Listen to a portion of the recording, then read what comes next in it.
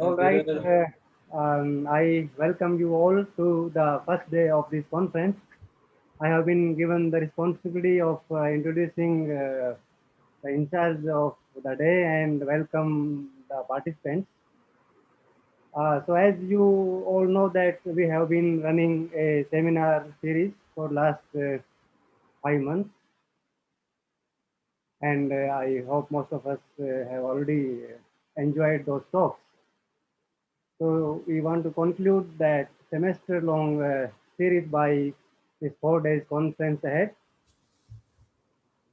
So this is the first day of the conference. The organizing committee constitutes of the following people: myself, Anupam Kumar Singh, V.G. Thomas, Amit Kulsre, and Sripad Garge, and one more person, Professor Gurmeet Bakshi from Punjab University. And in this conference, actually, myself has not been of much use. Most of the stuff is done by the other people. I'm grateful to my colleagues for doing this wonderful job. This technical frontiers, I am so weak, but they are so good. So anyway, finally, by their great efforts, and so this now going to start. And so today's proceedings will be taken care of by Professor V.G. Thomas and Amit Kulsre. So I invite Professor V.G. Thomas to take over. Thank you, Professor Manoj. Welcome, everybody. Without much, I don't want to say anything more, but we'll start. After welcoming everybody, I just want to welcome Subrajit Saha, who will be our first speaker from Monash University. And the title of his talk is Skeleton Groups and Their Isomorphism Problem. Before he starts and shares his screen, I just want to mention one thing for all the participants or all the speakers is your talk is 25 minutes, followed by a 5-minute question answer session. At the end of 20 minutes, we will give you a warning that you have 5 more minutes to go to finish your talk. Okay, thank you and welcome once again. Welcome everybody and welcome Subrajyoti Saha. Can you please share your slide? Yeah, sure.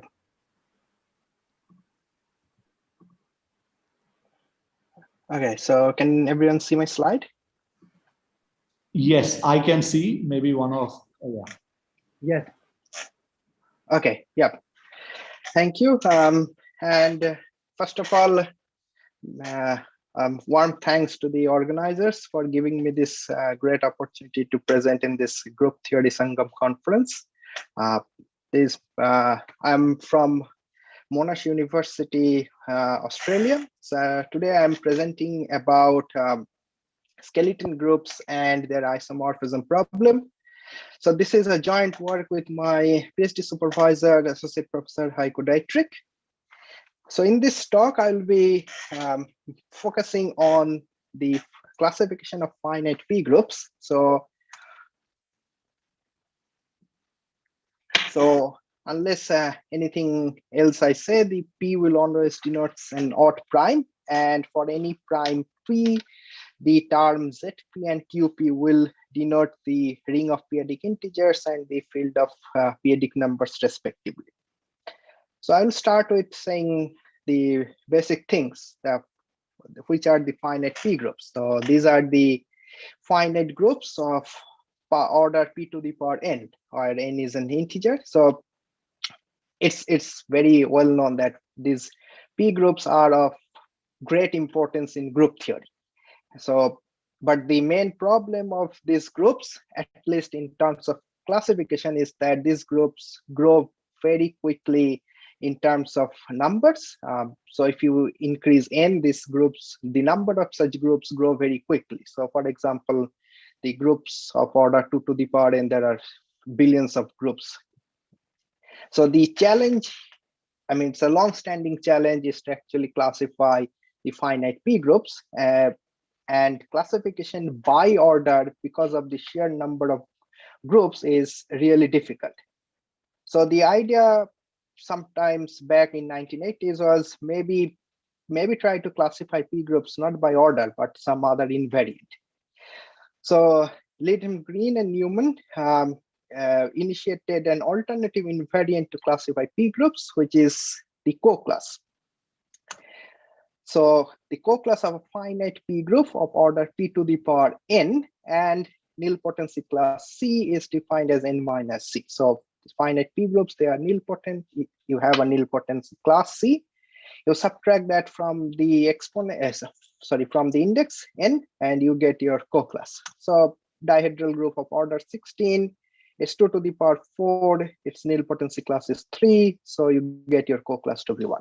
So with this definition and 5 famous Coclass conjectures, which later proved by many mathematicians, including the strongest one by Lytham, Green, and Shalif, became the milestones of Coclass theory, and it led to enormous amount of structures, results, and etc. And all along the way, it has been identified one of the most important tool to go through this Coclass theory is that the Coclass graph. So what is a Coclass graph? So you fix a prime P and a Coclass R, and you define the Coclass graph GPR, where you have your vertices, the isomorphism types of finite P groups of Coclass R, and you join two vertices G to H if G is basically isomorphic to H, quotiented out by its last non-trivial term of the lower central series. So a Coclass graph with P2 and R1 looks like this. It consists of mainly the dihedral groups, quaternions groups, semidihedral groups, and etc. But unfortunately, not all Coclass graphs are this much simple. This is the example of a Coclass graph with prime 2 and Coclass 2. And these graphs really get, these are infinite graphs. These graphs are infinite. Sometimes its width are very, very long. They grow exponentially. However, there is a general structure. So if you look at these graphs in general, not only this graph, in general, any Coclass graph, you can divide into two parts. There are finitely many infinite trees, and there are finitely many groups outside these trees. So the number of groups in this Coclass graph is infinite, but you have several infinite trees. Number of such trees are finite, and there are some groups which are finitely many groups which are outside these trees. So for example, here we have 5 such infinite trees, and these trees are called the Coclass trees. So basically, if you look at the structured result, this means that these infinite trees, or so-called the Coclass trees, are the building blocks of this Coclass graph. So if you look at one Coclass tree, it's basically it's a tree, it has a root, and it consists of all its descendants of the root G, and it consists one infinite path originating from G. And this infinite path is called the main line. Now, the whole Coclass theory, now it can be divided into two ways to study these Coclass trees. So one way is to you actually look at these groups in this infinite path, take their inverse limit, and this will lead to give you an infinite pro-P group. You can eventually extend the definition of Coclass for those infinite pro-P groups and try to study those. And the other way is to actually look at the branches of this tree and study their structure. So in this talk, I will be focusing on the second part, how we look into the branches and study their structures. So the very first question is that, in the very first place, why we want to do that? So because the aim of this whole Coclass theory, or the central conjecture, is that the whole infinite graph GPR can be described. It's a conjecture, so it's a hope that it can be described that it can be described by a finite subgraph, so and by some periodic patterns. So hope is there are periodic patterns and you get a finite number of information, and with that you can describe the infinite Coclass graph, which will eventually give you group theoretic result.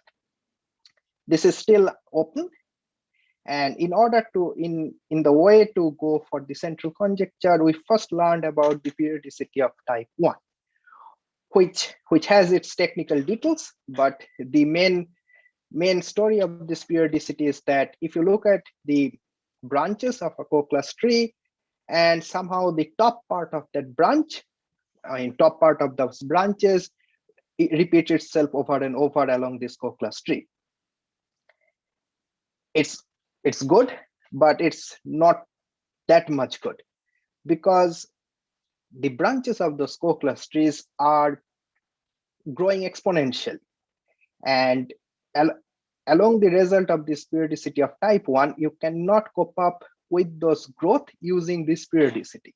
So this leaves that there are infinitely many groups which are deep enough in these branches which you cannot cover using this periodicity of type 1. And most of the Coclass graphs, except for p equal to 2 and few other cases, these graphs, they grow very quickly. The branches grow very quickly. So you need to get hold of those trees, those groups which are very deep enough along those branches. Sorry. So in order to do that, the idea of skeleton groups came into place. So special cases of skeleton groups has been already investigated. I should mention that the idea of the skeleton groups was originated from Lidham Green and McKay in the book, where they described so-called constructible groups. Later on, variations of those groups are considered in different special cases, which are named as skeleton groups. So we investigated these skeleton groups in the most general setup for any odd prime and Coclass R.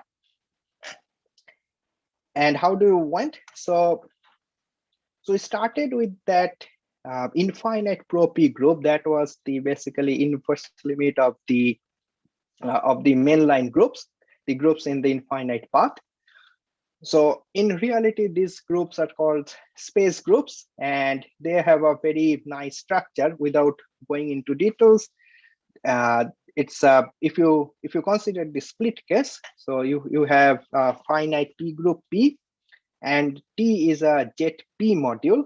P acts on T uniserially. And what do we mean by uniserially? That there is some kind of nice submodule structure, which there are a submodule series on T, which are indexed by Tj. So T0, T1, and T2, etc.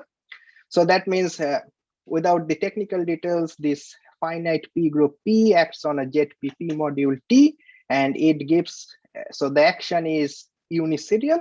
That means there is a submodule series which are T0, T1, and T2, etc., all submodules of T. So we choose such a submodule Tj, and there is an abstract jet PP module homomorphism coming from TOHT to Tj, and which we have to choose M suitably for this well-defined conditions. So our elements are there. So our space group or the infinite pro-p groups, our abstract homomorphism, and our M. So now what we do, so we look at the quotient T by Tm, and there is already, T by Tm is already a group, but we tweak that group. So we twist the operation by adding a half gamma wedge A wedge, gamma A wedge beta, and it leads to another group, which we call the twisted group, T gamma M. We take the semi-direct product with P with the same operation, same action, and this is a skeleton group defined by gamma and M. I should mention this is a split skeleton group. This is only the split case of the infinite pro-p group. There is a non-split case, which is much more technical. For simplicity, I'm just skipping those technical non-split parts. So I'm just concentrating on the split one. Okay, so So given that we know the skeleton groups, what do we achieve? Well, these skeleton groups are a little bit nice because you can construct them using abstract homomorphisms. They form a subgraph, and using the idea of the constructible groups from Lidham, Green, and Mecke, we can prove this almost the same thing as given by the constructible groups, that every group with finitely many exceptions in a branch has bounded distance from a skeleton group. So that means if you have your branch and if you have your group, however deep, so you will always have a skeleton group nearby to that group. So this boundness, this closedness, so closeness in terms of distance is basically in terms of P and R. So however deep you go in the branch, you'll find a skeleton group close to that group. So that's why basically it calls the skeleton group. So it forms the skeleton of the branch. Anyway, so, but even if this skeleton groups is nice, the problem is the skeleton groups are defined abstractly by the homomorphism gamma, and you need to solve the isomorphism problem before you put these things into Coclass graph. So that's the isomorphism problem for the skeleton groups, which has again been partially investigated in different special cases. So we took general P and R and investigated those. So in the same setup, we have now two gamma and gamma dashed, the homomorphisms. And we want to see when these two homomorphisms, gamma and gamma dash, give isomorphic skeleton groups.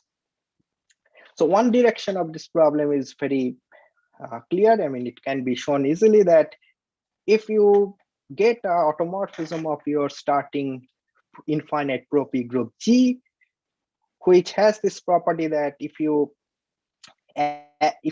apply gamma and then phi, or if you apply phi OH, phi and then gamma dashed, if they are basically same modulo Tm, then this skeleton groups P semi-direct product with T gamma M and T gamma dashed M are isomorphic. So if there is an automorphism in the space group which satisfies some condition, then two skeleton groups are isomorphic. Unfortunately, the converse of this theorem is not true. It has been shown in prime 3 and Coclass 2 that the converse of this theorem is not true. But we came up with a partial converse where we proved that, well, start with an isomorphism between two skeleton groups, and then you have conditions that this isomorphism takes the twisted group to that twisted group, then it will eventually lead you to an automorphism of this mainline group. So these are the skeleton groups. This P semi-direct product with T by Tj, these are the groups on that infinite path of the Coclass tree. So if you have such an isomorphism, then it will give you an automorphism of a mainline group. It is proved. Now the problem is that this mainline group is a quotient of that starting space group. So you got a quotient of the automorphism of the quotient group. The question is can that automorphism lift to an automorphism of the original space group? We proved that if it lifts, then it will satisfy the condition we have seen before. So if the automorphism lifts, then that automorphism will satisfy the condition we need. So basically, we tried to reduce that isomorphism problem into a problem of lifting of automorphism. And using our results, using this result, we came up with proof that if your P is cyclic, and if your P is metacyclic with some restriction on the homomorphisms, then they actually satisfy these conditions. And as a result of as a result of our theorem, the cases where P is cyclic and P is metacyclic, all this isomorphism problem, this theorem, is actually a necessary and sufficient condition for the isomorphism problem. So in the case of P is cyclic and P is metacyclic, there is an necessary and sufficient condition for the isomorphism problem of skeleton groups using these conditions of the automorphism. And this means that for the G32, there is something called an exceptional isomorphism. That means the isomorphism which does not satisfy this condition. So we proved that for these two cases, there is actually no exceptional isomorphism. Well, so if we know this thing, and if we have solved this, partially solved this isomorphism problem, does that lead to any improvement of the known results or something like that? Yes, some sort of. So if you remember the periodicity of type 1, it shows that the top part of the branches actually repeats itself. And it has been shown previously that the maximum depth you can go to use this periodicity of type 1 is basically j by 60, where j is the branch number and d is the dimension of T as a ZP module. So T is this, where P acts on T and T is a ZP module. So D is the rank of those ZP module. So in case of periodicity of type 1, it has been proved that the highest, the deepest you can go to actually use the periodicity of type 1 is j by 60. Yep. This is your promised 5-minute intimation. 5 minutes left. Yeah, sure. So we actually improved and we considered the subgroup of the skeleton groups where there is no exceptional isomorphism. And we proved that this depth can be much deeper.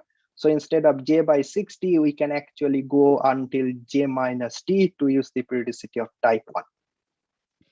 There are a couple of other things we are currently working on, but I will just finish up quickly to actually tell why this Coclass theory and why we are working here. So the Coclass theory is basically the interplay between P groups and graphically visualizing those groups. So like the general structure of the Coclass graph, where you have Coclass trees and etc. And many of these results have been proved on a group theoretic level. For example, it can be shown that the groups on the main line actually are the nilpotent quotients of the associated infinite P groups. So that's why taking the inverse limit, getting that infinite P group and studying their structures are also so much important. Periodicity of type 1, and as a result, the skeleton groups has been of much of interest lately. And this is a skeleton subgraph of G32 in one of those trees. And it has been understood that the skeleton groups can be very useful. It has a well understood structure. It can be abstractly defined. So that's why much of attention has been done in skeleton groups. Not only that, even if the central conjecture is still open, the research towards this conjecture, skeleton groups and associated things has led to many structural results on P groups, including something called Coclass families, where you can get results on automorphism groups, Schur multipliers, cohomology rings, etc., which I am not totally expert on, but we are still currently working on those in space groups and these Coclass families to see if we can prove something better on structure of P groups. Thank you, and thank you for your attention, and thanks to the organizers. Thank you, Subrajyoti. Let's thank the speaker.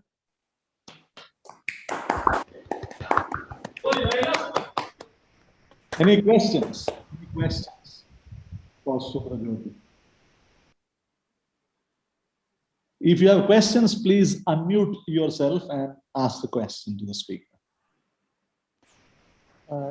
I have uh, one small curiosity. So, Subrajyoti, you have talked about the skeleton graph. So, have you particularly studied some special class in which you know the skeleton, and the knowledge of skeleton gives you the knowledge of the whole class? Yeah. So the easiest one to study was prime 3, and so that is the whole thing of Coclass 1. That's the maximal class. That's basically being studied by my supervisor. So there you have, I mean, you know, much more things for Coclass 1, because it's those homomorphisms gamma is very easy to construct.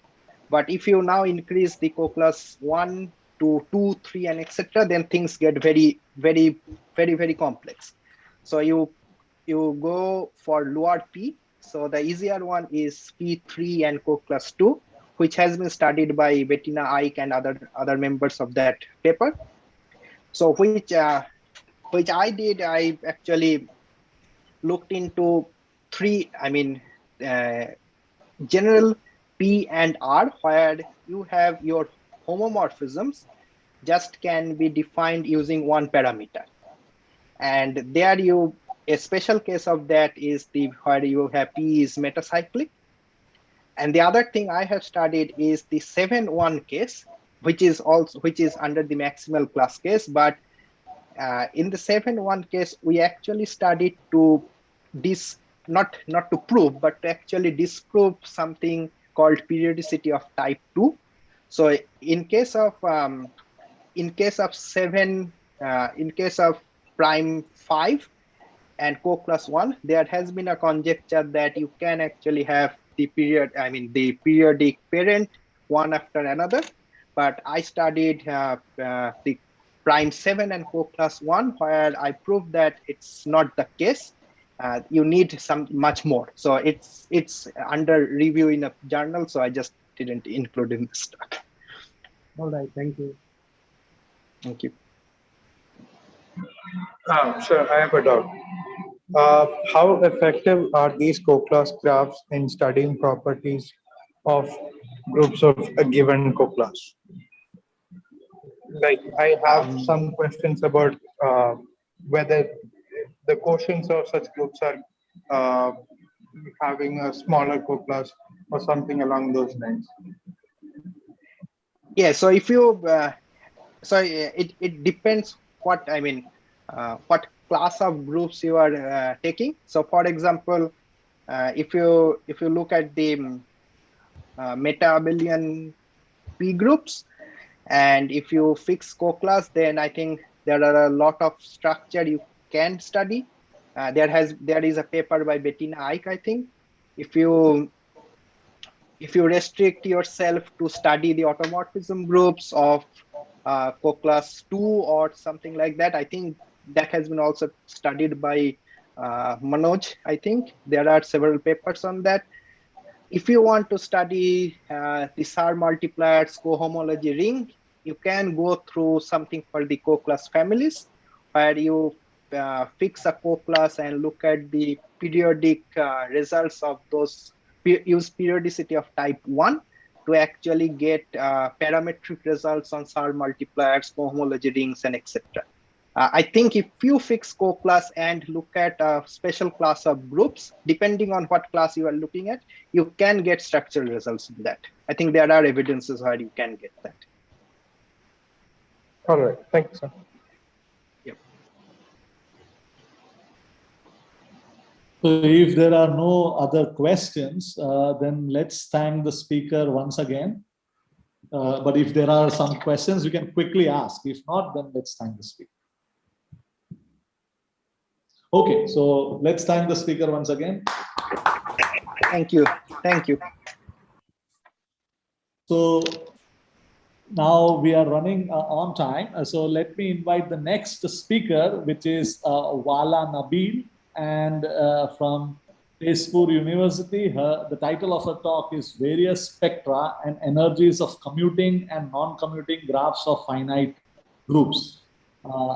Can you please share your... Yes, can you hear me? Yes, we can see your slide. Yes, my slide. Yes. Okay, I can start. Yes. Okay, thank you. First, thanks for Professor Thomas, and thanks for Dr. Anubama and Dr. Manoj for this invitation. And thanks for all organizers. The topic of my talking today is various spectra and energies of commuting and non-commuting graphs of finite groups. And some of this result here is done under my supervisor, Dr. Rajat Kantina. Let us start. Here in my talk, it's there's two parts. First part, it's about a common neighborhood spectrum of commuting and of commuting graphs of finite groups and common neighborhood energy for commuting graphs of finite groups. And second part, it's about non-commuting graphs of finite groups. We will study various spectra. And before that, I will go to introduction, and here I will present some definitions. First, let G be a finite non-abelian group with center J. The commuting graph of J is a simple undirected graph whose vertex set is a non-central element, and the two different vertices adjacent if and only if they are commute. And the complement for this graph is called non-commuting graphs, and it's denoted by gamma CG. In 1955, Brouwer and Follower, they are introduced the study of commuting graphs, and in 1976, Erdo and Newman, they are studied the non-commuting graphs. I will start now by some theoretical terminologies. The first one, it will be spectrum of the graph, and the spectrum is denoted by spectra of the graph G. Is the set of all eigenvalues for adjacency matrix with its multiplicity. For example, if we have L1, L2, Ln, it's are the eigenvalues for this adjacency matrix for the graph with its multiplicity k1. So we can write the spectrum like lambda 1 power k1, lambda 2 power k2.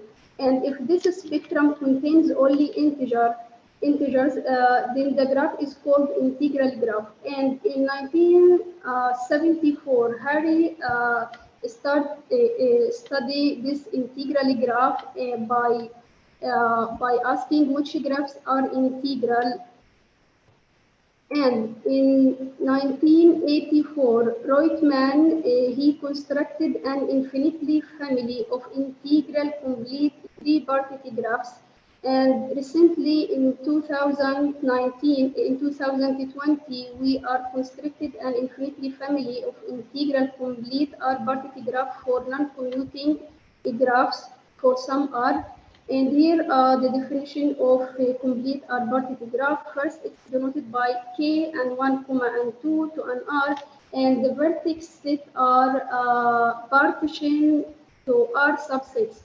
For example, here in this graph, we have three subsets, and each one it's different. For example, yellow color, the subset or vertex set 1, and the red color, it's different, another subset, and the green one, it's another one, number 3. And each two, each two vertices, they are adjacent if they are just belong to two different subsets. And in the same group here, in the same subset here, in the same subset for green, for example, green, we cannot find two vertices adjacent, and this complete three-particle graph called K235. Also complete our particle graph, we can write it by this way, K and 1, comma and 1, and this and 1 repeated 8 times. We can write it like this, K A1 dot and 1, comma A2 dot and 2. Here we have another definition of the spectra, Laplacian spectrum of the graph. It's equal the set of all eigenvalues for Laplacian matrix with its multiplicity. And Laplacian matrix, it's equal degree matrix minus adjacency matrix. Also here we have psi Laplacian spectrum for the graph, and it's equal the set of all eigenvalues for signless Laplacian matrix with its multiplicity, and where a sign Laplacian matrix equal degree matrix plus adjacency matrix. We have definition if this psi-less Laplacian spectrum and psi-less Laplacian spectrum contains only integer, so we can say this graph is L integral and Q integral respectively. And the graph it's called super integral if this graph integral and L integral and Q integral. In 1994, Gron and Maris, they are introduced L integral graph and the Q integral graph introduced by these two authors in 2008.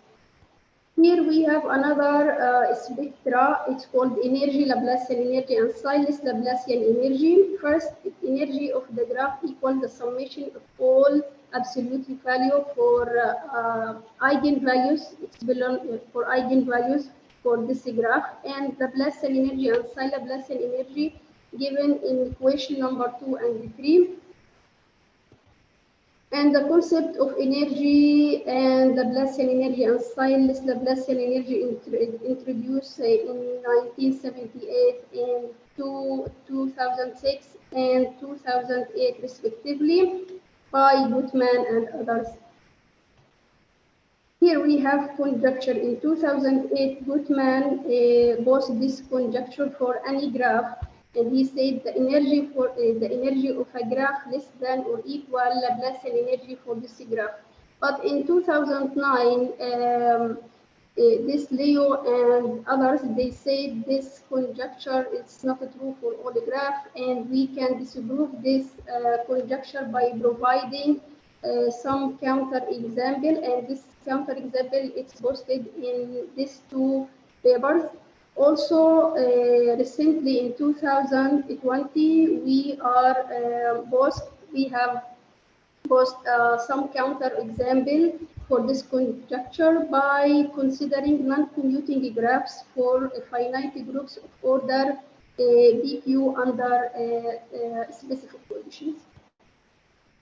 Here we have in first part a common neighborhood of two vertices, and it's called it's denoted by CVI Vj, and this set it will be another vertex, and this vertex is it will be adjacent to both Vi and Vj, but not equal Vi and not equal Vj. And the common neighborhood matrix for this. For any graph, it will be here. It will we have example here. It will be 0 in the same Vi and Vj. That means if the vertices was same, so the common neighborhood it will be 0. Here we have example for a complete graph of order 4. Here we can say, for example, if we will take this element A, this vertex A and B, and I want to see what the neighborhood for A and B. For example, A connected or adjacent to D and C. Also, in the same time, B is adjacent to D and C. So we can say the order for this common neighborhood set for A and B equal to, and similarly for others. A common neighborhood spectrum, it will be the set of all eigenvalues for a common neighborhood matrix, and it's denoted by Cn spectrum. And if this Cn spectrum contains only integers, then this graph it will be called Cn integral. For example, if we have this alpha 1, alpha 2 eigenvalues for this common neighborhood matrix, and with its multiplicity A1, A2 to AK, we can write common neighborhood spectrum by this way. And the concept of Cn spectrum for a graph, it was introduced by Jesus and Sharifuddin Adnan in 2019. We are introduced this concept. And in 2019 also, we have computed a common neighborhood spectrum for some for finite groups, for commuting graphs of finite groups. And here also we have another definition of common neighborhood energy, and it will be the sum of all absolute value for absolute value for all these eigen values, and this is belong to common neighborhood spectrum. And here the graph is called CN hyper-energetic. If the common neighborhood energy for this graph is greater than of the common neighborhood energy for the complete graph for this graph. And this concept, energy concept, it's introduced in 2011 by Al-Waridi and Sunur and Gutman, and they are both discussing does there exist CN hyper-energetic, and until now no one find any CN hyper-energetic. Also recently in our work what we are did in 2019, all the graphs it was not CN hyper-energetic until now. So recently in 2019 we have computed the common neighborhood spectrum for some certain groups. For example, here we have if G by ZG is isomorphic to Suzuki group, or if it's isomorphic to ZB cross ZB where B is prime, and also if this isomorphic to the hedral group of order 2m.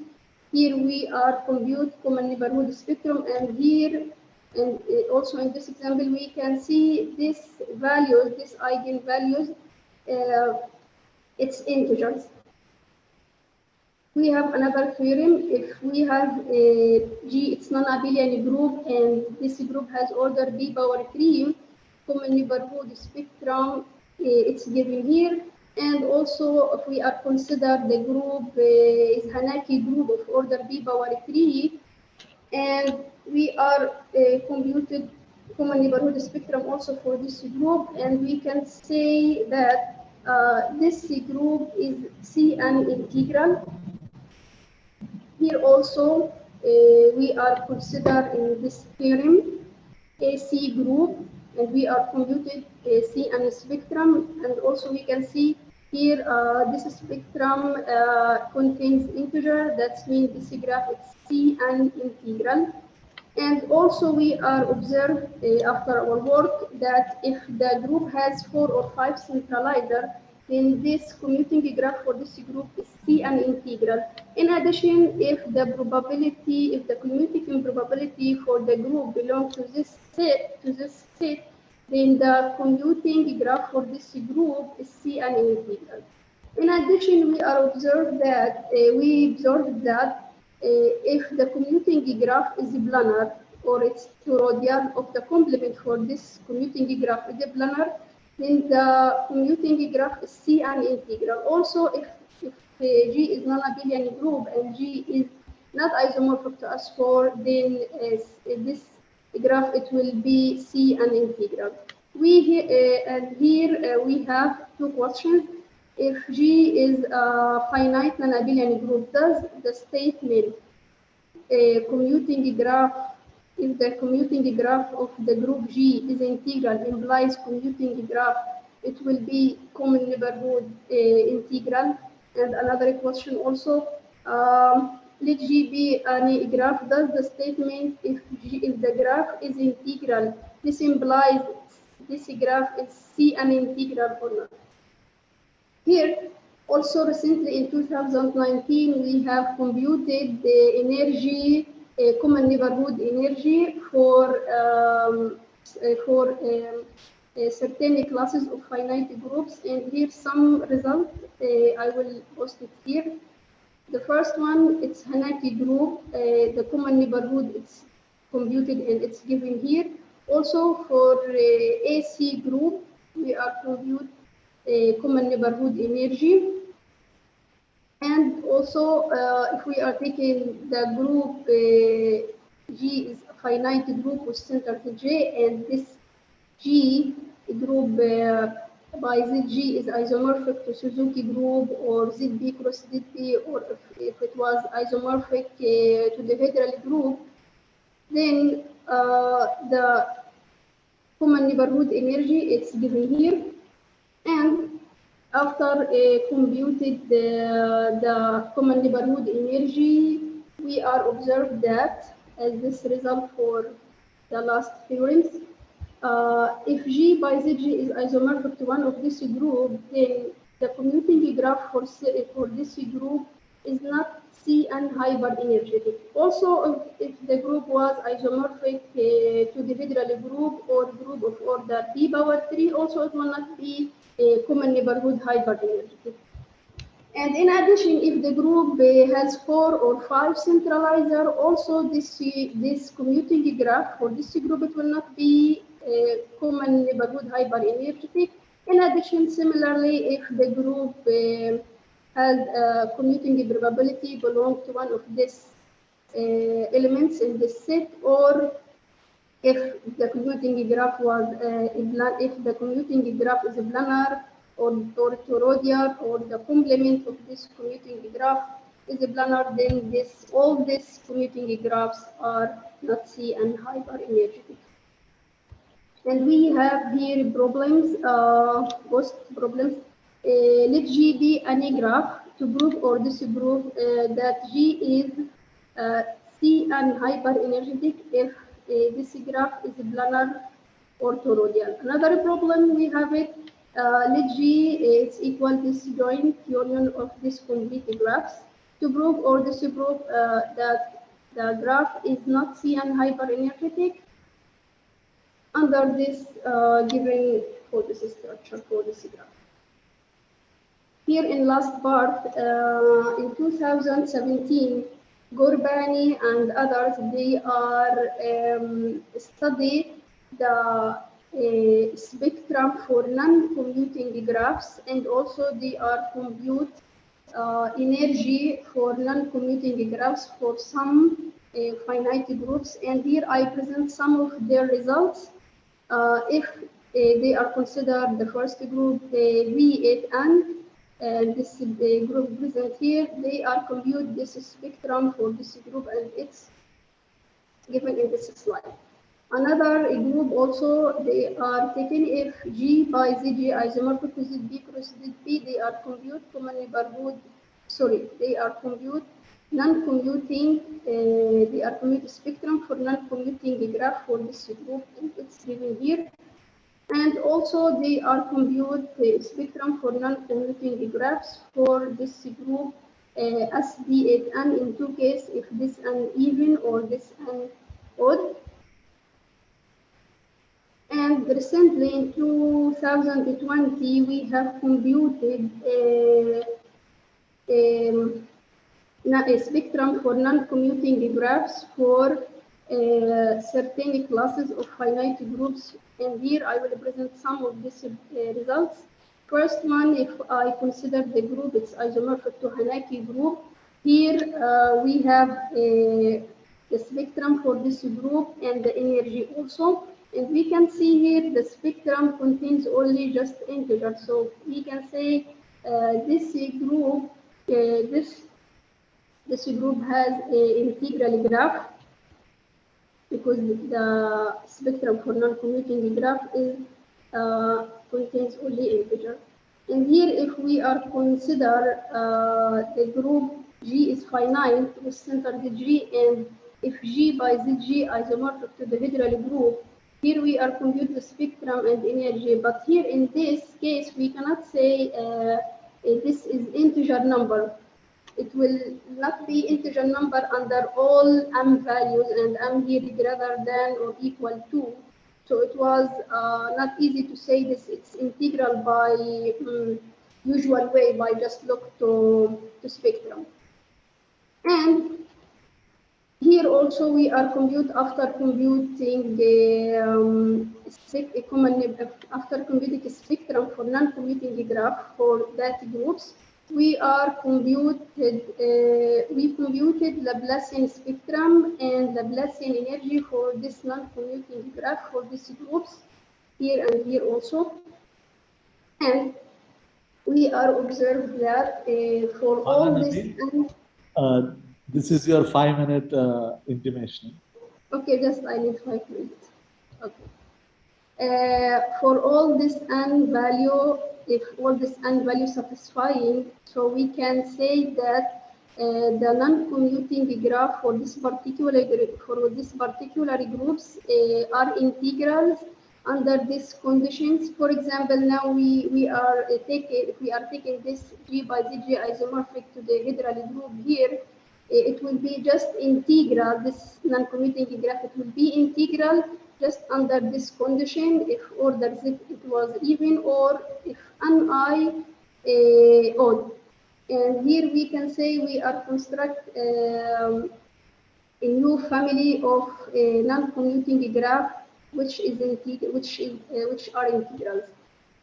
And we are observing that while we are computing the spectrum for this graph, we are observing that all these particular groups can be written, or we observe that all these particular groups are complete R-Bartiti graph. And in this theorem, yes, this will be complete R-Bartiti graph under some specific R. And here we can say in this theorem, this complete R-Bartiti graph, it's integral under these conditions. That means we are construct here infinitely family of complete R-Bartiti graph, which are integral graph here under these conditions. And we can observe that also after computing the spectrum for non-commuting graphs for all the groups which we are computed in this paper in 2020, they are satisfied, or the conjecture LE conjecture hold for all these groups. And here also the conjecture is hold under these conditions. But in case in Hanaki group last one here, the conjecture it will be just hold by equal, not less than or equal. And in last theorem here, for if we are considered the group of order B Q and Q divide B minus 1, this group it will hold the conjecture under this condition just if Q square less than B or plus Q plus 1. And we are observed that if this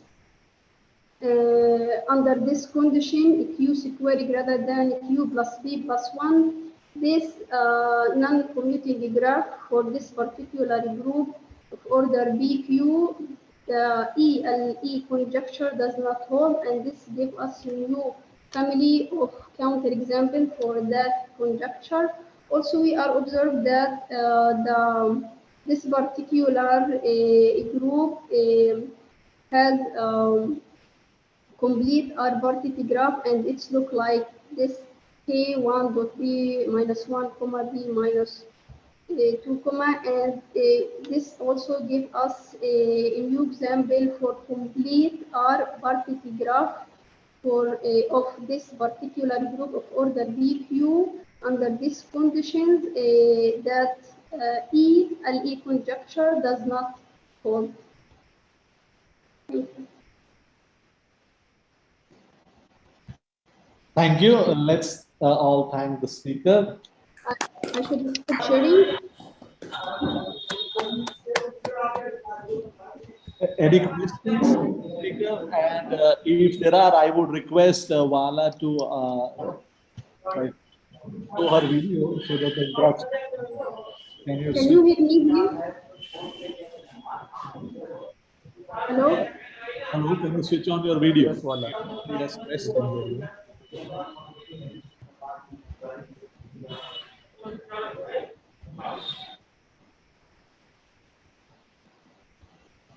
Any questions, please?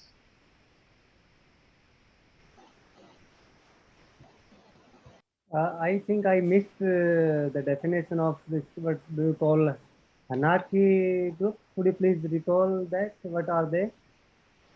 Hanaki group. Okay, yes, I will show the slide. Hanagi group is the set of all 3 by 3 matrix. The element it will be 3 by 3 matrix. I present it here, and the element it will be. Can you see my slide? No. Oh, I should share.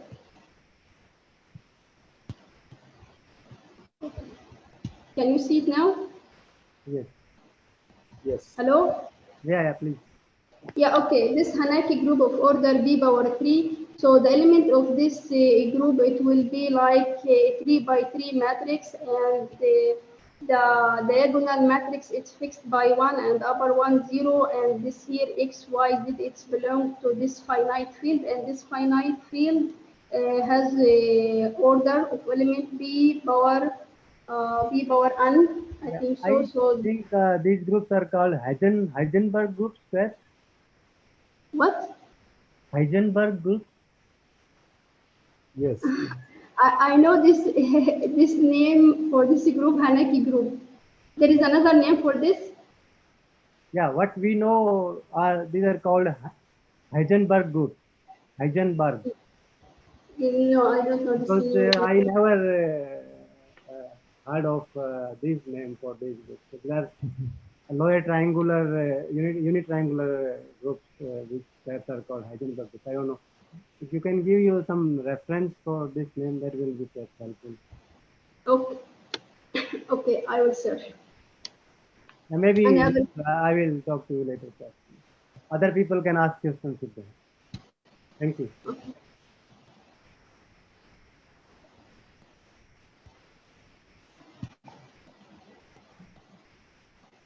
You can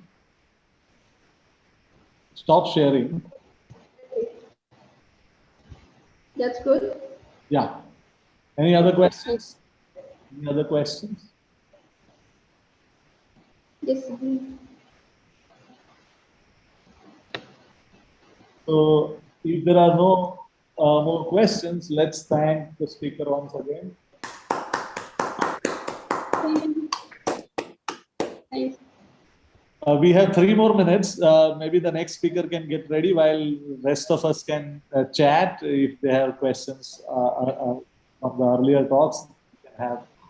But the next speaker is Manishankar Pandey. Maybe he can come and maybe. We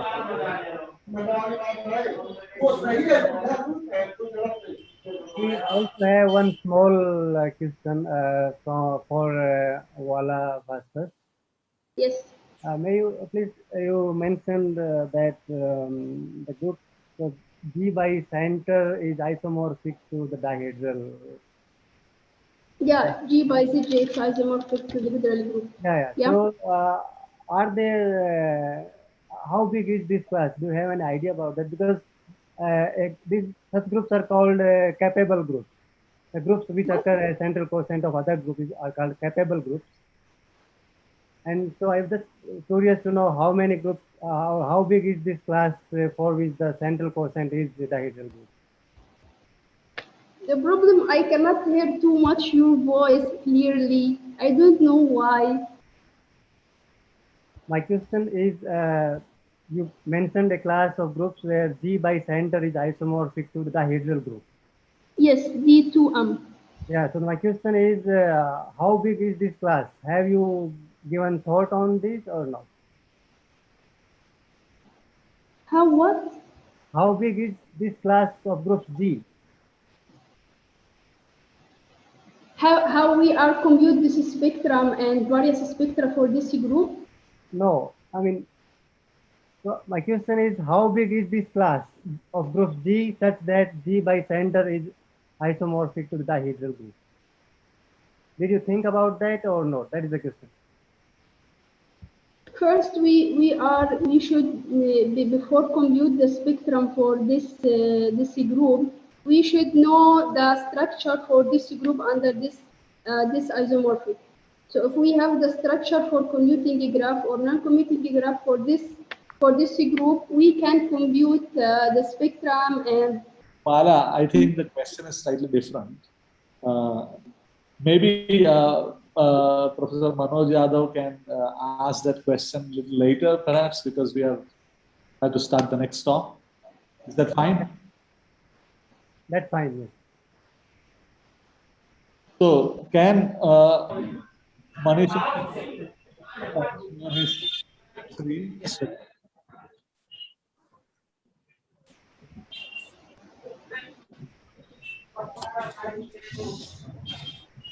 Hello, everyone. Hello.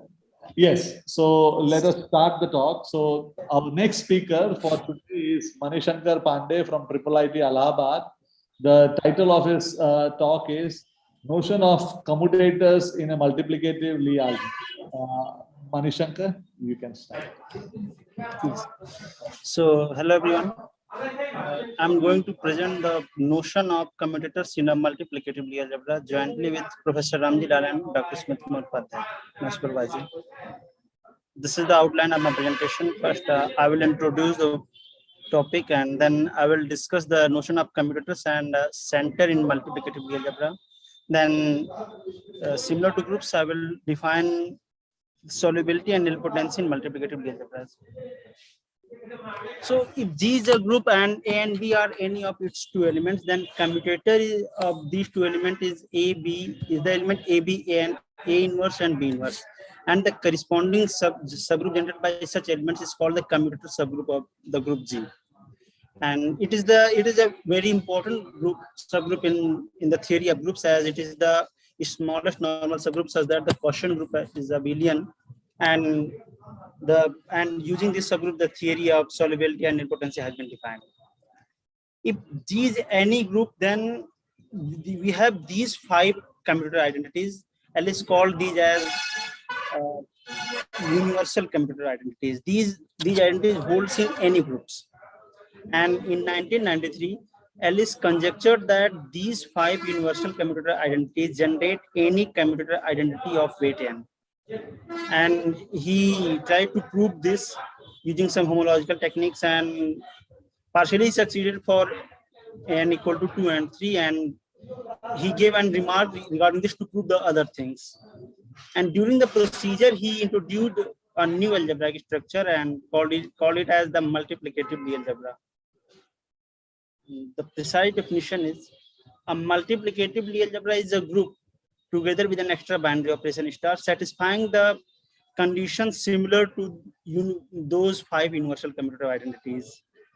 And he called this binary operation as multiplicative Lie algebra structure, and later on Professor Ramji Lal called this structure as multiplicative Lie product. And for examples, if we take any Lie algebra, then it is definitely it is an abelian group, and if you take its commutator operation, then it becomes a multiplicative Lie algebra. Similarly, if we consider any Lie ring, then it is an abelian group with commutator operation, so it is also a multiplicative Lie algebra. These are obvious operations, trivial multiplicative Lie algebras. And similarly, if G is any group, and if we define star by A star B equal to 1, then it becomes a multiplicative Lie algebra. We call it as trivial multiplicative Lie algebra. And if we take G is any group and we define star by the commutator operation, then it again becomes a multiplicative Lie algebra. It is called as improper multiplicative Lie algebra. And if we consider the clans 4 group, then we can define star in this way, that A star A is and B star B is 1 and A star B equal to A. Then it becomes a multiplicative Lie algebra, and we call it as clans 4 multiplicative Lie algebra. We may also define this A star B as A star B equal to B. It again becomes a multiplicative Lie algebra. So now we recall some basic definitions, which were firstly defined by Ellis, and later on Professor Ramji Lal has defined some relations. That similar to any other algebraic structure, if a subgroup of the group G is said to be a sub-algebra if X star Y is in H for all X and Y in H, and we call an normal subgroup of a multiplicative Lie algebra to be an ideal if X star Y is in K for X in J and Y in K. And we gave a different notion of center, that the Lie center, that it is a set of all elements of G which vanishes with the star with other elements. And Professor Ramji Lal has proved that this becomes an ideal, and this is called as Lie center, the multiplicative Lie algebra. Now if we have a group, then we can find the normal subgroup such that the commutator the quotient group becomes the abelian group, and this and such an smallest subgroup is the commutator subgroup. So in case of multiplicative algebra, there is a natural question: can we find an ideal with such structure that the quotient becomes a improper multiplicative algebra?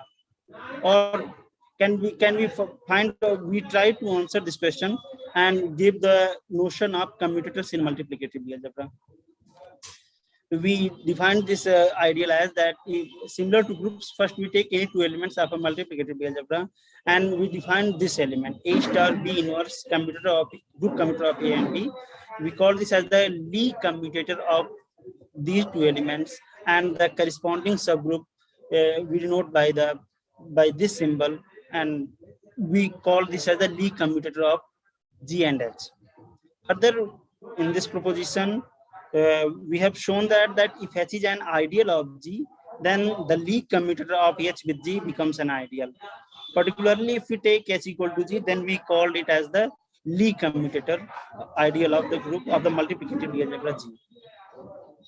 Further, we know that in the group commutator follows many identities.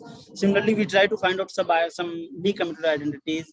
So we have shown these 8 identities, in which we can see that the first, second, 6th, and the 7th identities are similar to group commutator, and rest of the identities are a little bit different. And that we have shown that the Lie commutator ideal is the smallest ideal of the multiplicative algebra, such that it becomes an improper multiplicative algebra. For this, we took any ideal H of multiplicative algebra and we assume that if it is an improper, then we have shown that the Lie commutator ideal is contained in H using this. Further, we did some categorical work in this theory. That first we have defined the category of multiplicative algebra and denoted it by ML, and consider the category of groups denoted by GP. Then we have two functors, F from category of multiplicative algebra to category of groups, and I from category of groups to category of multiplicative algebras, defined in this way. And then we have shown that the functor F is left adjoint to functor I. Finally, in case of groups, we have seen that if we have the commutator, then we have notion of center, such the set of all elements with which the other elements commutator vanishes. So here we have defined the notion of center, that is the set of all elements with which other elements Lie commutator vanishes, and we call it as the multiplicative Lie center, and we have proved that this is an ideal. Further, we can see that in a multiplicative algebra, we have 3 notions of centers: the group center, Lie center, and multiplicative Lie center. And we have observed that intersection of any 2 centers is contained in the third one. Further, a point and P vintage have defined the notion of solubility and nilpotency in multiplicative algebras. They considered commutator as they consider center as the Lie center, and commutator is the set of all elements X star Y. Here we will also define the notion of Lie solubility and nilpotency in multiplicative algebras. Before that, we have computed the Lie commutator and multiplicative Lie center for some examples. That if G is a trivial multiplicative Lie algebra, then Lie commutator is the group commutator itself, and the multiplicative Lie center is the group center. And if G is an improper multiplicative Lie algebra, then Lie commutator is trivial, and the multiplicative Lie center is the whole multiplicative algebra G itself. And in the Clan's 4 group multiplicative algebra, the Lie commutator is the ideal generated by 1 and A, and multiplicative Lie center is trivial. And we have defined another multiplicative algebra in the dihedral 4 group, and here we have defined the multiplicative algebra structure on the generators by A star A is and B star B as 1, and A star B to be B. Here we have shown that the Lie commutator is the ideal generated by B, and the multiplicative center is trivial. Further, we have defined the notion of solubility and nilpotency in multiplicative Lie algebras. For this, first we need to construct the series called derived series. For this, we use this. We defined it inductively that G0 is G and Gn plus 1 to be the Lie commutator of Gn and Gn. And so finally, we have a descending chain of ideals, and we call it as the derived series or Lie commutator series of G. So the proposed definition of Lie solubility, we call it the soluble multiplicative Lie algebra as Lie soluble multiplicative Lie algebra. A multiplicative Lie algebra G is said to be Lie soluble if its derived series terminates to 1 after finitely many terms, and the smallest such one is called the derived series of G. And we have shown that the multiplicative Lie algebra, the Kleins 4 group multiplicative Lie algebra is a Lie soluble multiplicative Lie algebra, as its Lie commutator series vanishes at the third step. And moreover, we have defined the nilpotency in multiplicative Lie algebra. For that, we have defined the lower central series. If G is a multiplicative Lie algebra, then we took L naught G to be G and Ln plus 1 G to be the Lie commutator of G and Ln G. So here we again have a descending chain of ideals, and we call it as the lower central series of the multiplicative Lie algebra G. And similarly, we have defined the upper central series that we took G naught Z naught G to be G and Z1 G to be and ZG. And similarly to group, we have defined the other Zn G, that Z1 G quotient Z naught G to be the multiplicative center of G by Z naught G. Similarly, recursively, we have defined the other Zn plus 1 G using the same pattern. So again, we have an ascending chain of ideals, and we call it as the upper central series of G. So first, we have proved the result that the lower central series of a multiplicative Lie algebra G terminates to 1 at nth step if and only if the upper central series of G terminates to G at nth step.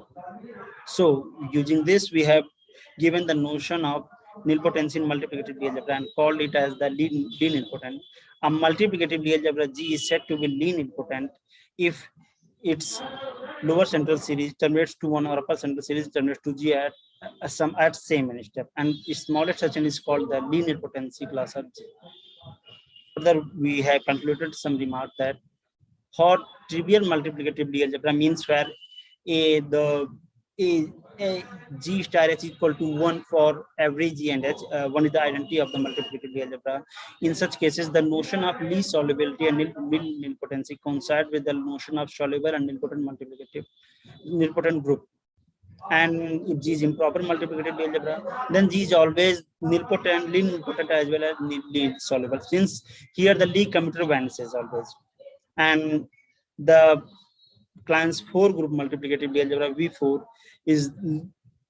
it can be seen that it is not Lie nilpotent, whether it is Lie soluble, because here it's the multiplicative Lie center is 1. And in case of groups, we have a result that a group G is nilpotent. If the center of the group is trivial, then group cannot be nilpotent. We have proved this result also in case of multiplicative Lie algebras, that if G is a multiplicative Lie algebra such that its multiplicative Lie center is trivial, then it cannot be nilpotent. So here we are using that result that if the multiplicative Lie center of the multiplicative Lie algebra is trivial, then it cannot be nilpotent. We have proved many results on multiplicative Lie algebra and in regarding Lie nilpotency and Lie solubility. That if there is a result in group that if G is a group such that H is any its normal subgroup such that H is soluble and G by H is soluble, then G is also soluble. We have proved this result, and I have not included that because its proof is quite obvious that. So if G is a multiplicative Lie algebra such that H is any ideal of of G says that H is soluble and G by H is soluble, then G is also soluble. And we know that this result doesn't hold in case of nilpotent groups. Similarly, it doesn't hold in case of multiplicative D algebra also, that if G is multiplicative D algebra such that H is any ideal of its, so that H is nilpotent and G by H is nilpotent, then it is not necessary that G is also nilpotent. We have shown this in this example that V4, here we have shown that it can be seen that its multiplicatively center is trivial and Lie commutator ideal is 1, A. Here its Lie commutator and the quotient are both nilpotent because its Lie commutator is a multiplicative Lie algebra of order 2, and we have shown in our work that if G is any group, if G is any multiplicative Lie algebra so that it is cyclic, then its multiplicative Lie algebra structure is always trivial. So here the structure is trivial, so it always becomes nilpotent. Similarly, the quotient is also nilpotent. But since its multiplicatively center is trivial, so it cannot be nilpotent. So thanks, my talk is over. These are the references. Let us thank the speaker.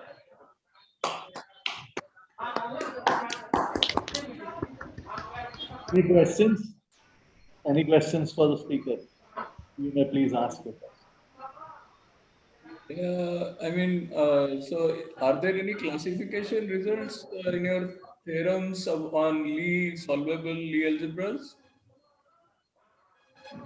Sir, in the sense, not really classification, but in Lie algebras we prove this theorem, right? You can upper triangulize solvable Lie algebras. So, sir, is there a similar result in your thesis? no, sir, I have not. We have just given these results. Actually, we have classified multiplicative Lie algebras for some special cases. Like we have given the classification of, we have given a result regarding that if G is any group, then any multiplicative Lie algebra structure on that group can be uniquely determined by a homomorphism from its G with G cap G from to G. We have given a result in this way, and we have classified multiplicative Lie algebra structures on SN, symmetric groups, dihedral groups, quaternion and quaternion groups, and we have given many more results regarding this. That work has been published in a journal with my supervisor. I see. Thank you.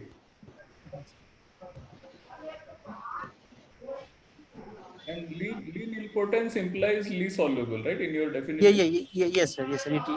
It applies.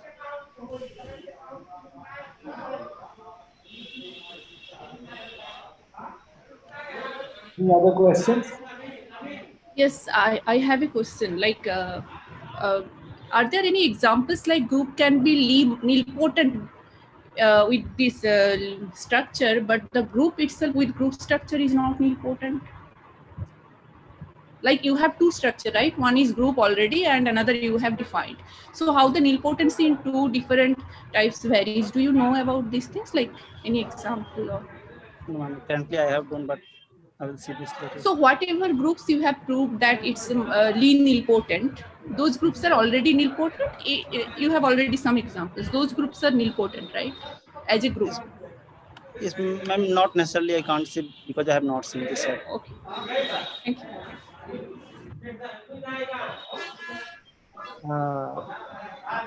Manishankar, I have a small question. Yes. Can you hear me? Yes, sir. Yes, sir. Please. You know that line of this Sumna's question, you take say nilpotent group, for example. Say let us take P group. Yes, sir. Finite P groups, and then there is a procedure that you can make this P group associate some Lie ring to it by taking the quotients of the lower central series. Yes, sir. and the direct product, and then you can define the commutator. The commutator will behave like a Lie bracket in that. Yes, sir. So, is there any connection with this theory with your construction? Yes, sir. Actually, the multiplicative Lie algebra has defined using this from that result. Uh, yeah, that the using the lower central series, the famous Magnus and Witt theorem. Using that, I think you are saying about that. Yeah. Yes, sir. Actually, sir, Alice gave a partial conjecture regarding this, regarding that he proved in his paper, in his article, using these 5 commutator identities,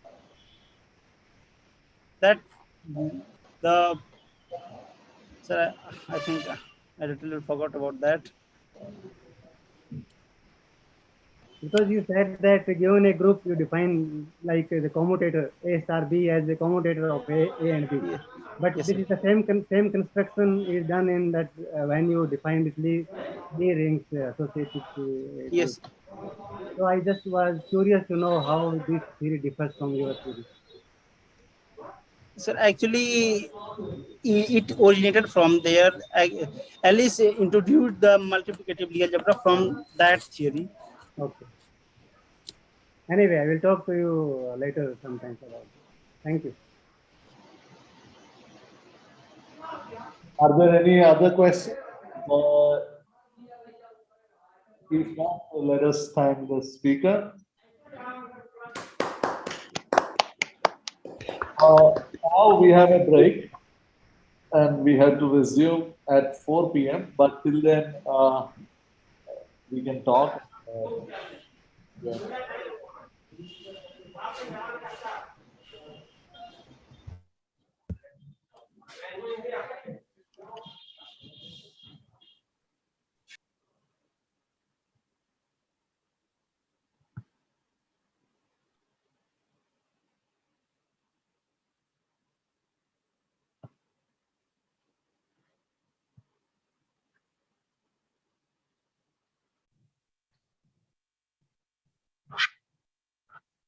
Unlucky groups again.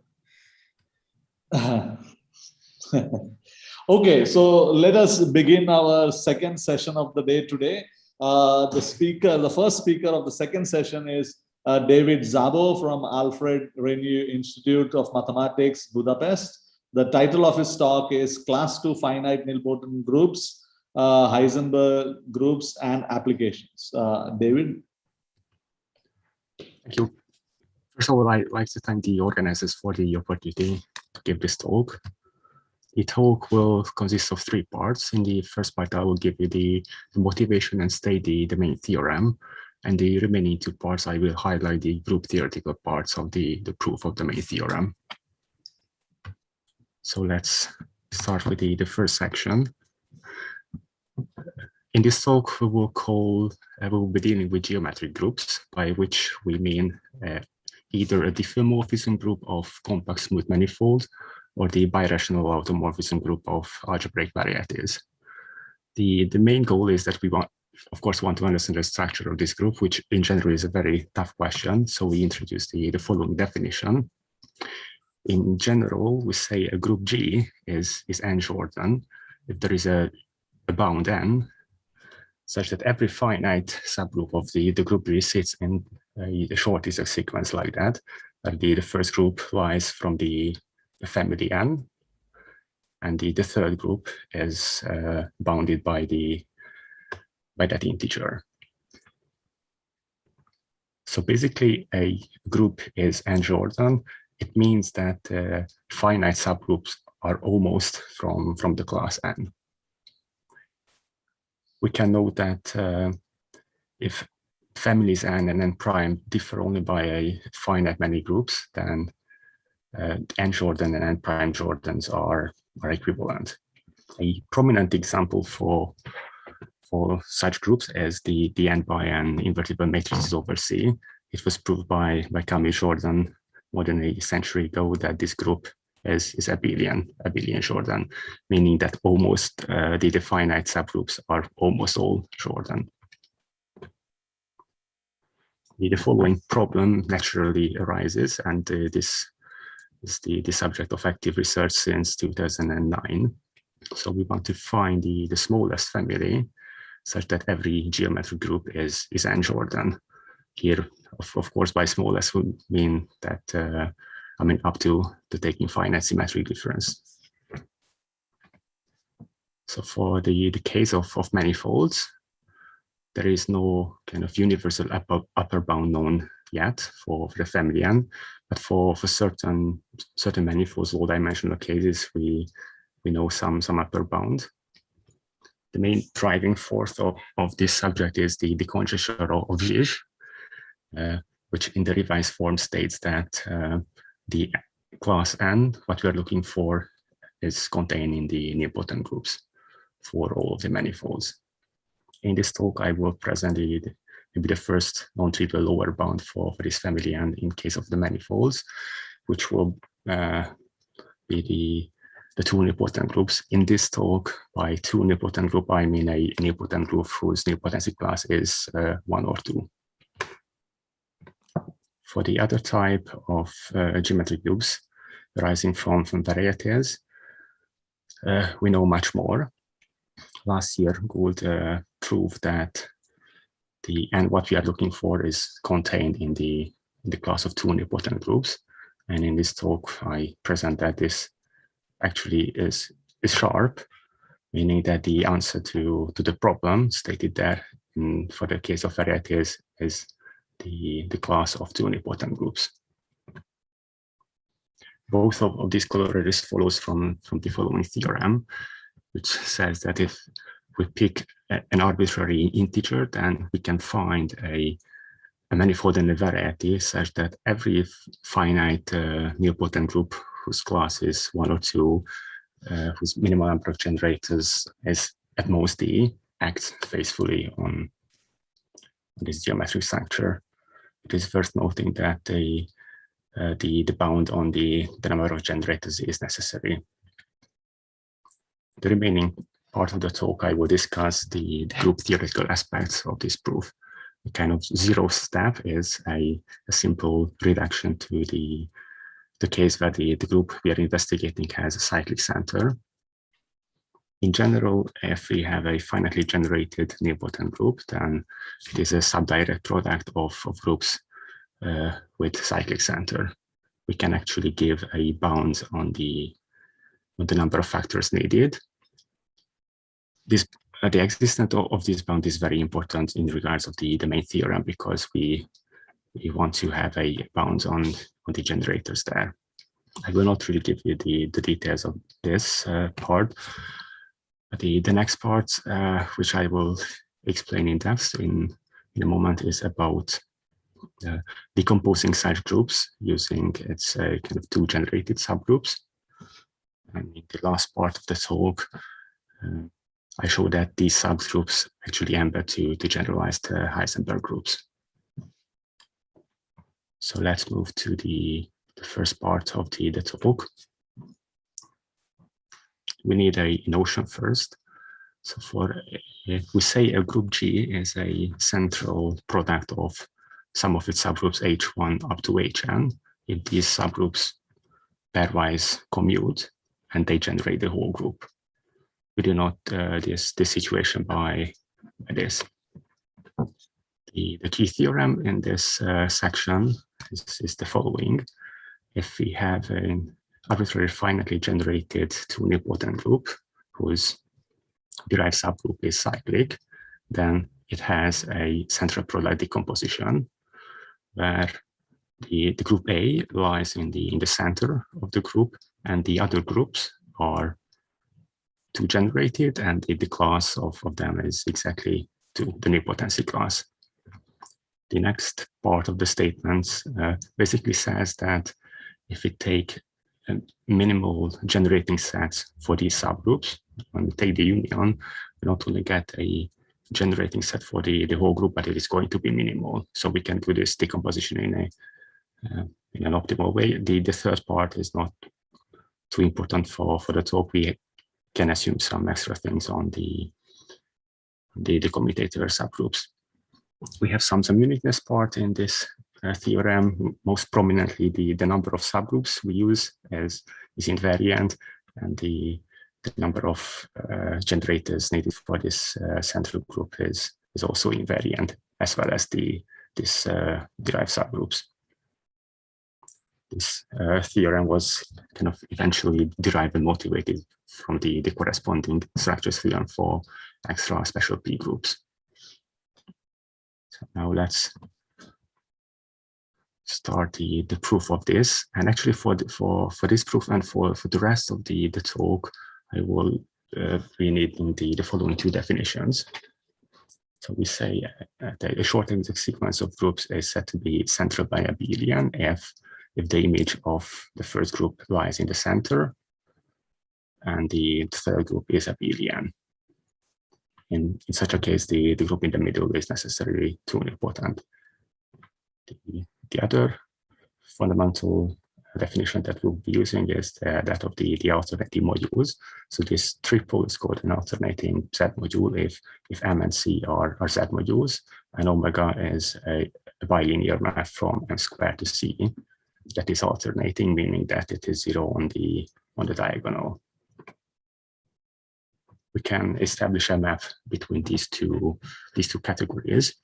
So if we take an central abelian extension by simply copying the first and the third group, we get an alternating module where the omega is essentially given by the commutator map. Using the commutator identities we have seen earlier, we can easily verify that this gives an alternating module.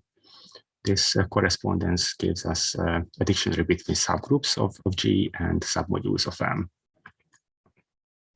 For example, subgroups commute if and only if the corresponding submodules are orthogonal.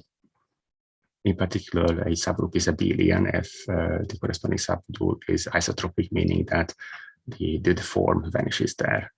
The centralizers corresponds to the orthogonal complement.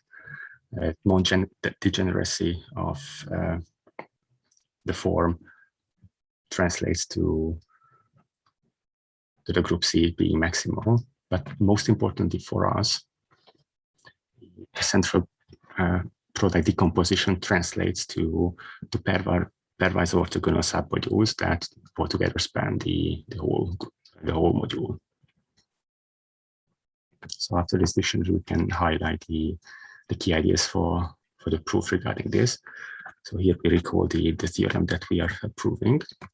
As a first step, we can consider this central abelian extension containing the derived subgroup and the abelianization, and take the alternating module corresponding to it. As mentioned above, the goal for us is to find orthogonal spanning submodules in this alternating module, such that all of these subgroups, with one exception, is 2 generated. So basically, we are looking for an analog of the Darboux basis for symplectic vector spaces. If we pick an arbitrary generating set for the derived subgroup and for the abelianization, the problem actually reduces to the following matrix problem. The matrix of omega is denoted by W, and in general, W is going to be an n by n matrix over Z. In dilemma, dilemma is true for an arbitrary principal ideal domain. The matrix will satisfy this alternating property, meaning that the transpose of the matrix is same as the negative of the matrix, and we prescribe zeros on the diagonal just in case the characteristic is 2. So whenever we have such a matrix, then after a suitable base of change, this matrix will be of this block diagonal form, where the elements D1 up to DS are non-zero and they divide each other, just like at the usual Smith normal form, and we have a couple of zeros at the end. once we have this normal form, naturally the two generated submodules we are looking for will correspond to these 2x2 blocks, and the abelian group for the decomposition will correspond to the remaining zeros on the diagonal. So this establishes this central product decomposition and actually concludes the first part. In the second part, we'll talk about Heisenberg groups and embedding nilpotent groups to Heisenberg groups. So let's start with the definition of Heisenberg groups. So we have three abelian groups, A, B, and C, and a bihomomorphism from A times B to C. By bihomorphism, I mean the following: that if we fix an element in this map in A arbitrarily or arbitrarily in B, the resulting map is a homomorphism. If you think to the groups as additive abelian groups, basically this mu function can be thought as multiplication. So for this setup, we can define the Heisenberg group to be this semi-direct product, where the automorphism of B times C is kind of defined using this multiplication.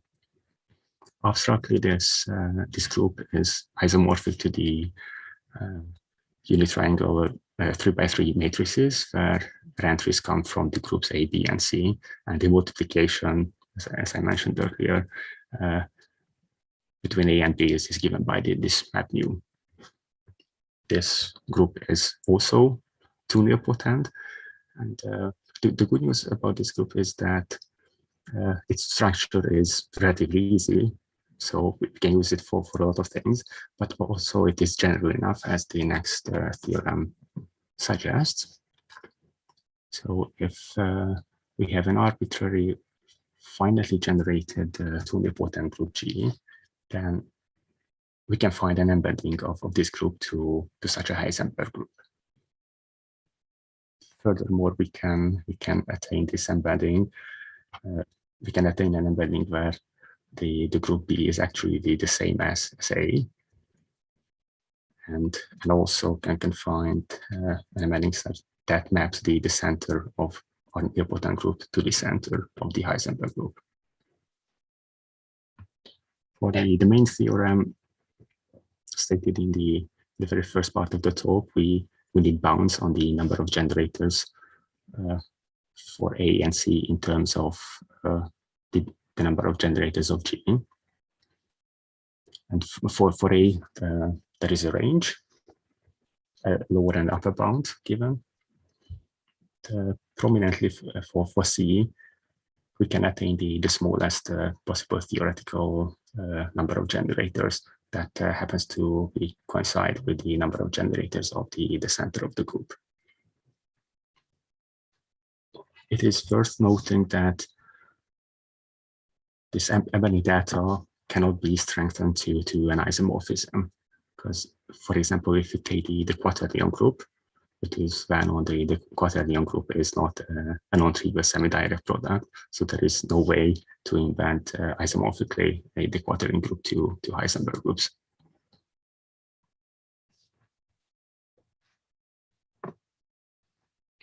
About the proof. So we have the notion of alternating modules who will consider a subclass of it, which we call special. And these are basically the ones that arises as the image of the mapping A mentioned earlier, applied to the groups obtained from the reduction proposition. More concretely, M omega C is a special alternating module, is M as a finitely generated module, the image of omega is cyclic, and omega is non-degenerate. So basically for this subclass, we want to find an inverse mapping for A. And this leads us to the following definition. So if we have an alternate module M omega C, a direct sum decomposition of M to two components L1 and M2 is said to be a polarization if both L1 and L2 are isotropic, meaning that the omega vanishes on them. For such a polarization, we can assign a central abelian extension where the first group is simply copied from C, the third group is M, and in between sits the Heisenberg group corresponding to the restriction of the form omega. The existence of such polarization helps to avoid division by two problems in the proof, and hence we do not need to separate odd and even prime cases. So we are interested in this notion regarding the special alternating modules, and while in general the polarization may not exist, it certainly exists for special alternating modules. And not only it exists, we know that every polarization, the direct summands L1 and L2 are isomorphic. And furthermore, the exact sequence defined above up to isomorphism is independent of the choice of the polarization. This lemma can easily be obtained from the Smith normal form, the normal form of matrices that I mentioned earlier. Okay, so we have these two main definitions or classes, the central abelian extension and special alternating modules, and we have defined two maps in both directions. So it is natural to investigate the interaction of this map. If you take the decomposition H then A, then we end up with a special alternating module that is isomorphic to the one that we started with.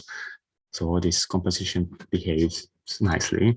The other way around it is not as nice, as if we start from a central abelian extension, we may not get it back.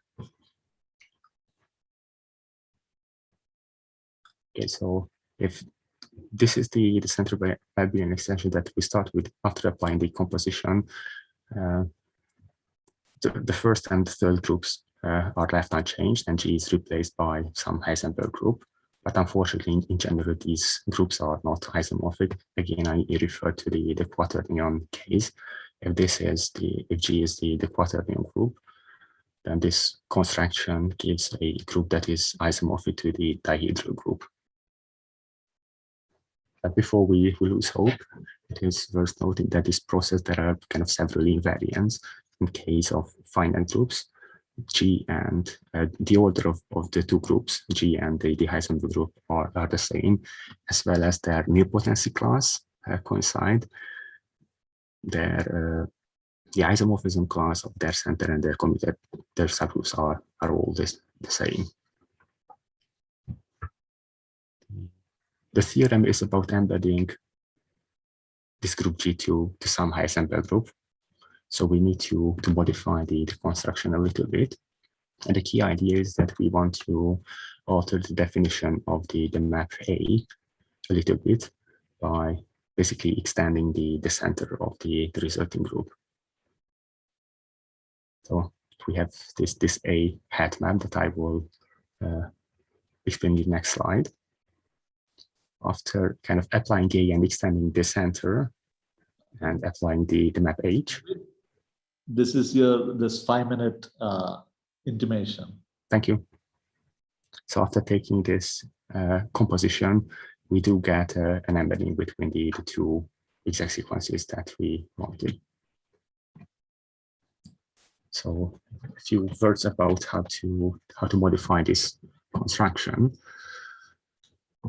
So given a polarization, we can naturally write down a morphism between central abelian extensions by simply taking the inverse image of Li in M under pi. So once we have this diagram, we want to look for a group morphism, which is surjective and comes from the product of all of the subgroups of G in this figure. That is, we have G1, G2, and C. And it needs to satisfy some technical conditions.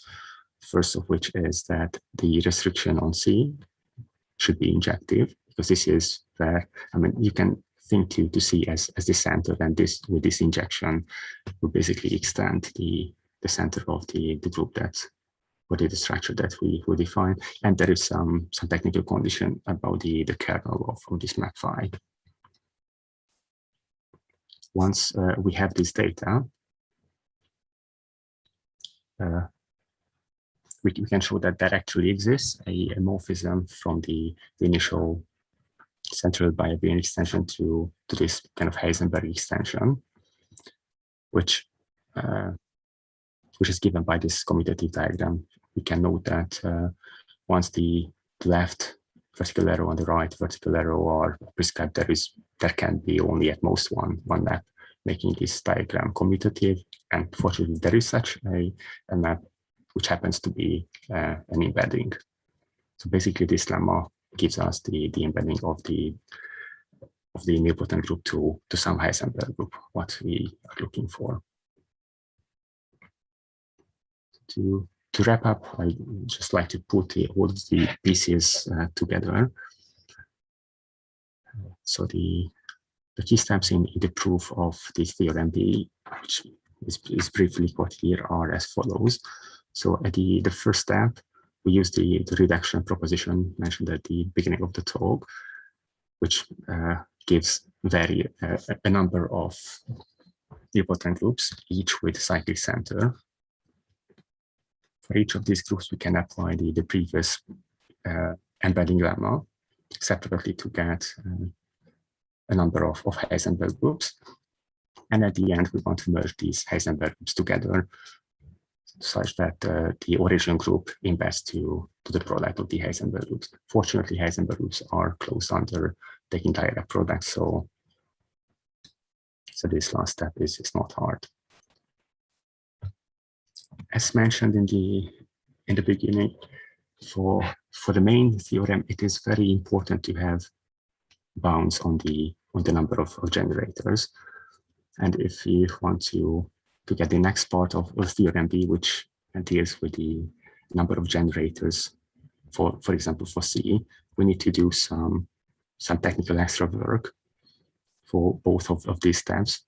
In the splitting part, we will not only need to split to the cyclic center case, but we need to use the theorem from the first part that breaks down the group even further to the two generated subgroups. And we need to apply, in this case, the embedding lemma in a clever way that gives a Heisenberg group whose center is cyclic. And finally, when merging all of these bigger number of groups together, we need to be careful about how we apply the direct products and the center products so that we maintain the least amount of generators, but I will not go into the technical details here. So this concludes my talk, and thanks very much for your attention. Thank you. Let's thank the speaker.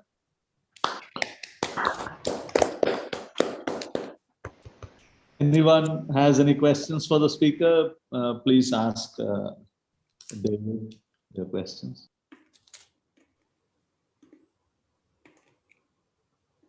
David, I have a question, though I don't know if it's really relevant, but Yes. There are also many classes of locally compact abelian groups, which are isomorphic to their duals. And so you can talk about a locally compact topological group, which is abelian modulo its center. Mm-hmm. I was wondering if you think some of your results could extend to that kind of setting. There are theorems which say that they have polarization. Mm-hmm. Maybe so. I mean, you know, as I mentioned at the motivation part, the whole kind of theory deals with finite groups only, or I mean in the big picture we are all interested in finite groups, and I haven't really kind of considered this embedding part to other classes, but I can imagine that some parts can be extended further for example for those classes that you mentioned, but I have not considered it yet. But thanks, I will think about it. Okay, thank you. Another question, I don't know if this is a good question, but is it, does this help in classifying such groups? Yes, so I mean, maybe I didn't kind of state it specifically, but if you put these kind of theorems together, you obtain some kind of classification, or at least essential results on finitely generated nilpotent groups whose class is at most 2. Because basically we broke every such group as a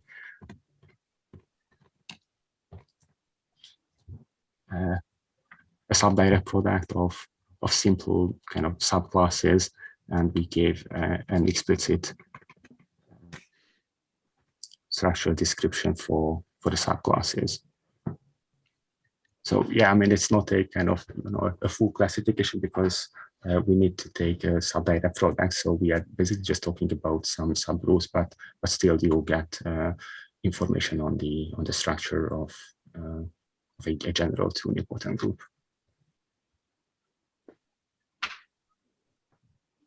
Yeah, I need to think about that. Thanks. Very nice talk.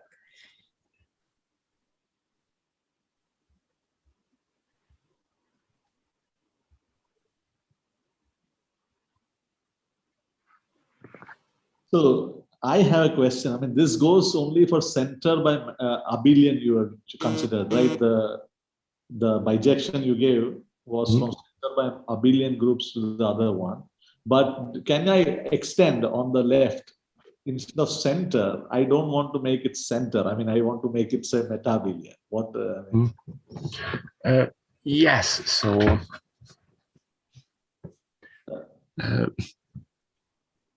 yeah, I mean, it is a good question to try to extend the notion of this short exact sequence that I was talking about to a larger class. Yeah, and I'm currently thinking about the possible extensions. Yeah, this could be one of them. The other is kind of to increase the class of the groups what we are dealing with, for which the some other kind of the definition is, or other notion is going to be needed. But yeah, there definitely is some kind of room for extension, at least for consideration.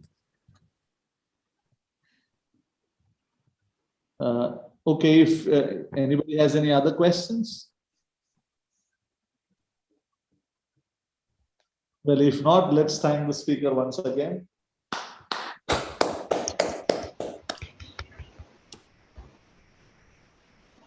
Thank you. So our next speaker is Igor Voronetsky. Is Igor here? Yes, I'm here. Can you please share your topic slide? Can you see this? Not yet. Yes. Okay, so again, welcome everybody. The next speaker for the second session today is Igor Voronetsky from St. Petersburg University. The title of his talk is An Explicit Presentation of Relative Steinberg Groups. Okay, first of all, I would like to thank the organizers for the opportunity to give a talk.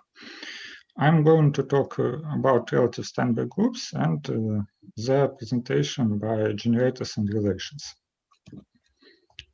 So let me start with some definitions. We will work with some associative link R and consider the group, the general linear group, the group of invertible and unsigned matrices. In this group, there are some nice elements. If we take the identity matrix and put something outside the diagonal, this guy is called an elementary transaction. They are always invertible, and the group generated by these elements is called an elementary linear group. So this group have nice properties if n is at least 3. It is perfect. This is more or less obvious. This group is normal in the general linear group if the ring is almost commutative, in the sense that it is locally finite over some commutative ring. In this generality, this is a theorem by Tulenbaev, and for commutative rings, this was proved before by Suslin. And finally, the factor group is solvable, and more precisely is nilpotent by billion if the ring is locally finite over a finite dimension commutative ring. This is a theorem by Anthony Bach. Now, let me recall what a Steinberg group is. We know that the elementary linear group is generated by transactions, but we do not know all relations between these elements. So now we consider an abstract group generated by elements with some relations called the Steinberg relations, such that the elementary transactions also satisfy these relations, but well, they may satisfy some extra relations depending on the ring R. This group is also perfect for n at least 3. It turns out to be centrally closed for n at least 5. That is, it doesn't have central perfect extensions. And the homomorphism to the general linear group is actually a closed module if the ring is locally finite over center. It is also a theorem of Tulenbaev. In particular, it means that the kernel of this homomorphism is central, and the Steinberg group is a central perfect extension of the elementary linear group. And if n is at least 5, then the Steinberg group is the universal central extension of the elementary group. So it is a very nice group. Now, let me consider the relative case. So from now on, we fix an ideal I and consider the subgroup generated by transactions with the parameter from this ideal. It turns out that this subgroup is usually not normal, even in the elementary linear group. So we take the normal closure of the group generated by this transaction with parameters in I, normal closure in the elementary linear group, and it is called the relative elementary linear group. Of course, this group is usually not perfect because now we take parameters in an ideal, but it is satisfy similar property as follows. And if the ring is nice, say locally finite over center, then we have a classification theorem for normal subgroups of the general linear group. That is, if H is arbitrary subgroup of the general linear group normalized by the elementary subgroup, in particular if H is normal, then there is unique ideal such that H sits between the elementary linear group, the relative elementary linear group, and some subgroup C of NRI. And this subgroup C has the following property. So it has some explicit definition. I'm just not going to write it here. Conversely, if H sits between these groups, then it is normalized by the elementary linear group because H sits in this group C, and its commutant with the elementary linear group is contained in the relative elementary linear group, so it is contained in H. In addition, if the ring is finite dimensional, then the factor group of this guy by this guy is also solvable and nilpotent by a billion. This is also a result by Anthony Buck. So now there is a variant of elementary linear group, but the level of Steinberg group. So consider the following group instead of NRI. It is the group with an action of the absolute Steinberg group generated by these guys with the parameters in the ideal. And the relations between these elements are the Steinberg relations for the absolute Steinberg group, and additional relations involving the action of the absolute Steinberg group. So the first three are the usual Steinberg relations, but written for one element of the absolute Steinberg group and another for the relative Steinberg group. And the last one means that every generator acts on this group by conjugation in the same way as its image in the absolute Steinberg group. So this means that the relative Steinberg group is some closed module over the absolute Steinberg group given by some generators and relations. But this presentation is not of an abstract group. So we, at the moment, we do not know generators and relations of the relative Steinberg group as an abstract group, only as a closed module. It has similar properties as the absolute Steinberg group, but in the relative context. So its image in the group of matrices is the relative elementary linear group. Of course, it is not perfect, as the relative elementary linear group is not perfect, but nevertheless it is useful. So there is also another definition of relative Steinberg group not involving generators at all. So we have a ring I and its ideal I. We may construct the semi-direct product. It is a unitary ring.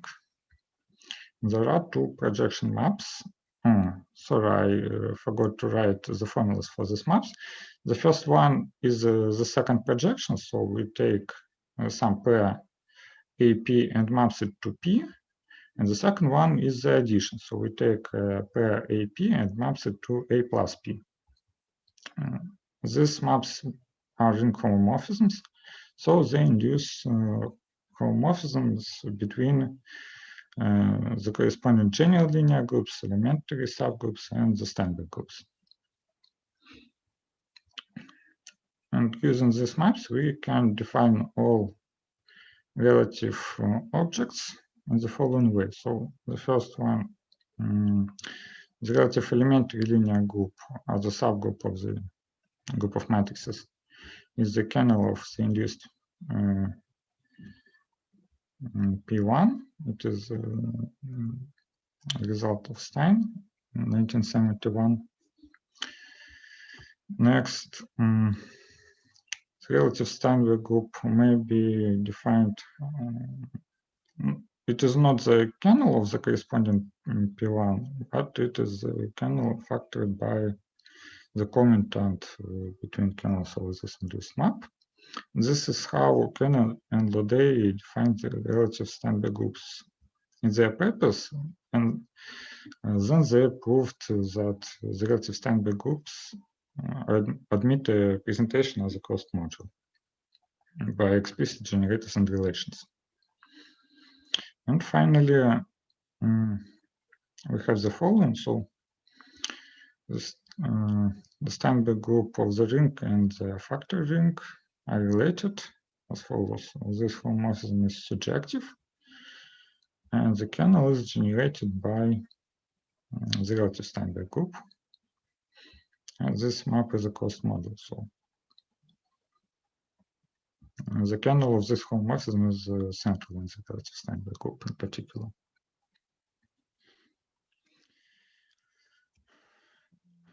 Now I'm going to tell about my result. So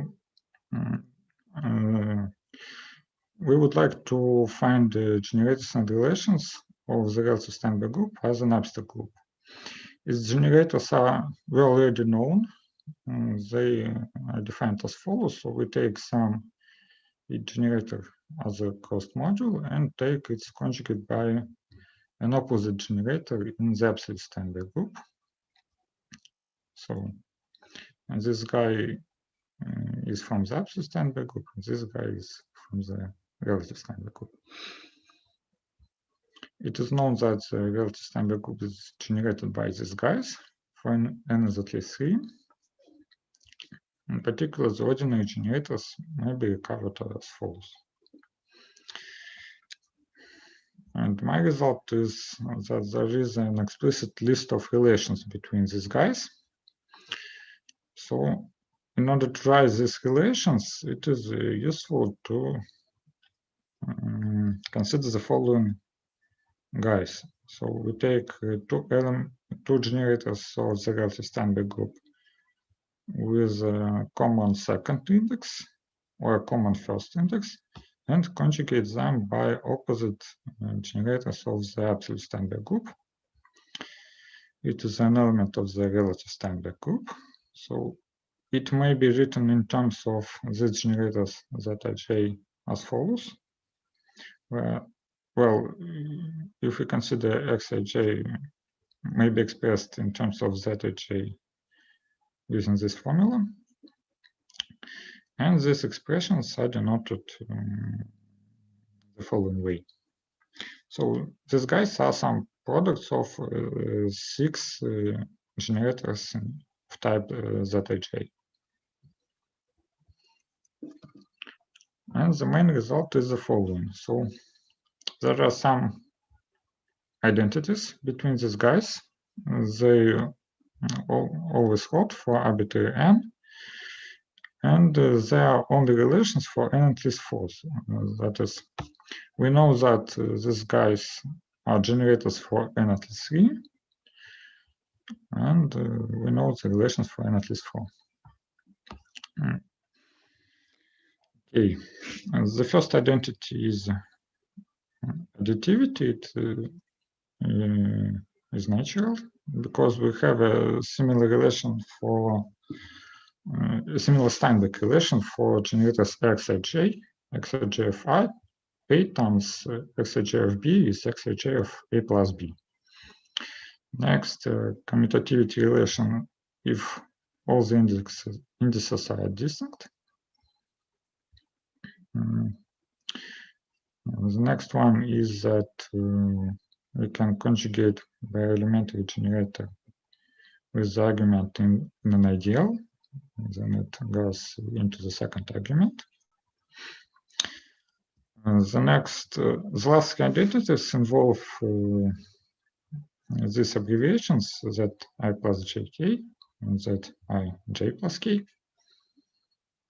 But these two identities are also natural because by definition we would like this guy to be a conjugate of a pair of generators with a one common index and different indices in another position. So we can act by the generator on this expression, and we should get the following. And the last one is not so obvious. But well, if we just write it by definition in terms of ordinary generators Xij, well, then it should also hold. If we write all these identities in terms of generator Zj, then these identities would have the following lengths. So there are identities involving 20, a product of 20 different generators. This is quite a lot.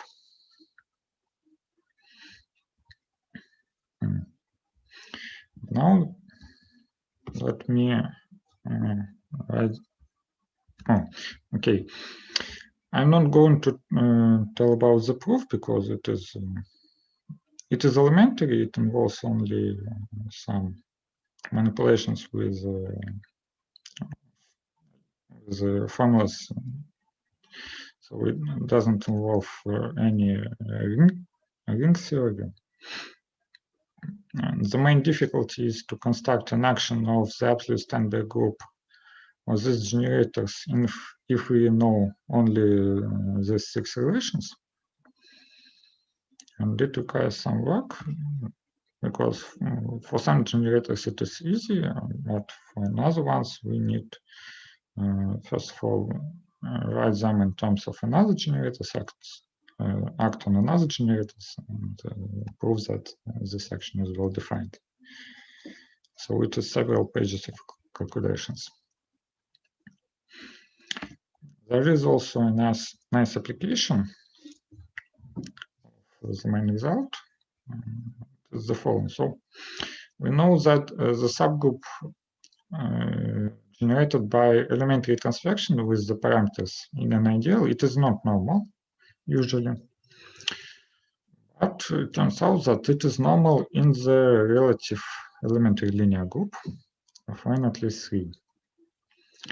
And it turns out that there is a similar result for Steinberg groups. So we know that the relative Steinberg group, it is generated by these guys as a closed module, but not as an abstract group. If we consider the subgroup generated by these guys, well, the abstract group generated by these guys, then if n is at least 4, then the subgroup turns out to be normal.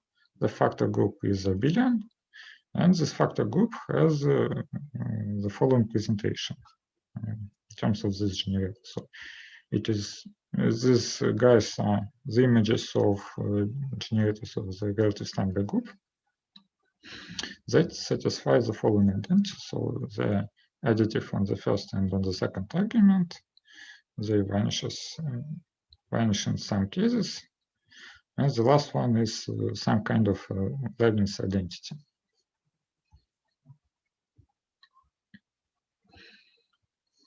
Okay.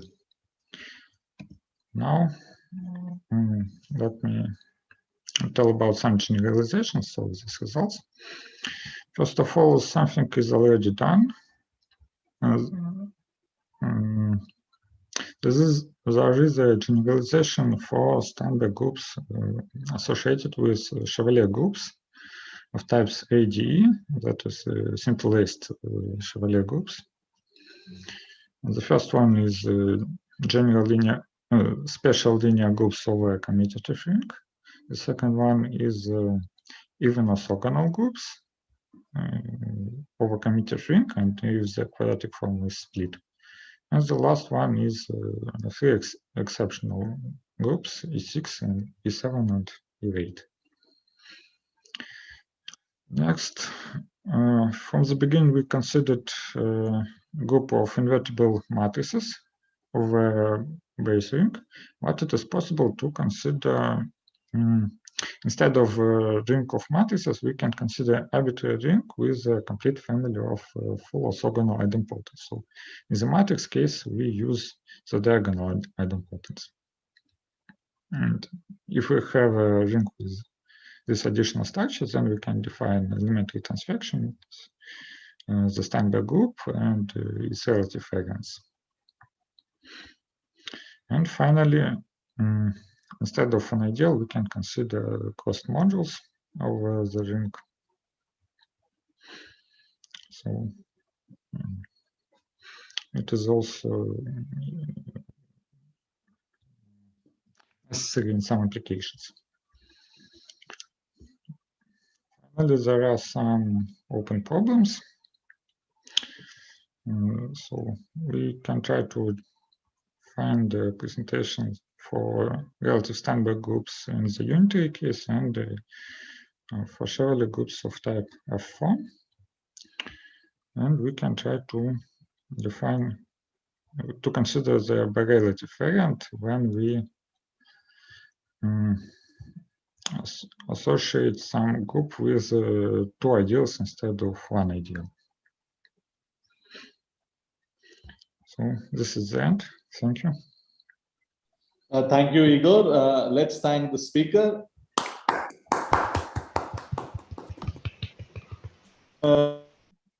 Now you can ask your questions to the speaker.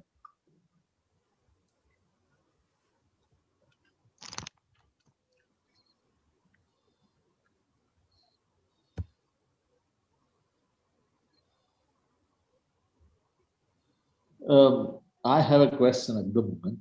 So what is this ring theoretic cross module? How is it defined, the ring theoretic cross module? Well, it is defined, first of all, we can define a ring theoretic algebra that is a non-unital ring with an action of the base ring from the left and from the right, such that we have all associativity identities. And next, we can consider a homomorphism from this algebra to the base ring, such that the multiplication on the algebra may be recovered from the action of the base ring using this homomorphism to take the images of the factors. And can you give me a reference? Where is this considered first? Do you have? Because I have not seen this, and I would like to look at it. Do you have any reference for this? Well, I'm not sure that there is a reference. There are some general definitions in the category theory when they consider some. I think they are called semi-abelian categories or something like that. When they consider semi-direct products of objects in full generality for groups, for algebras, and for real algebras. Okay. So these elementary transvections are defined in terms of roots, or how are they defined in general for the cases you have done already? Well, for Chevrolet groups, they are defined in terms of roots, of course, and for generalized linear groups, when we work not with matrices but with some idempotence, well, they are defined as in the presentation in an elementary way, but we can associate a root system of type AL. I see. Thank you.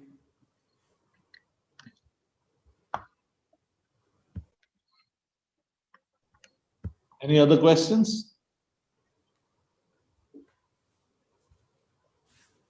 So if there are no other questions, let's thank the speaker once again.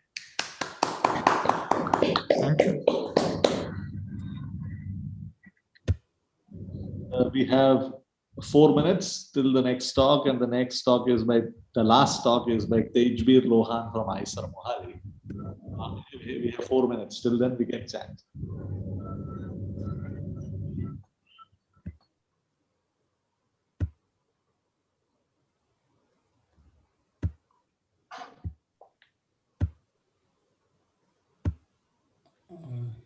The speaker is left or what? No, speaker is here. Both the last two speakers are both here. I see.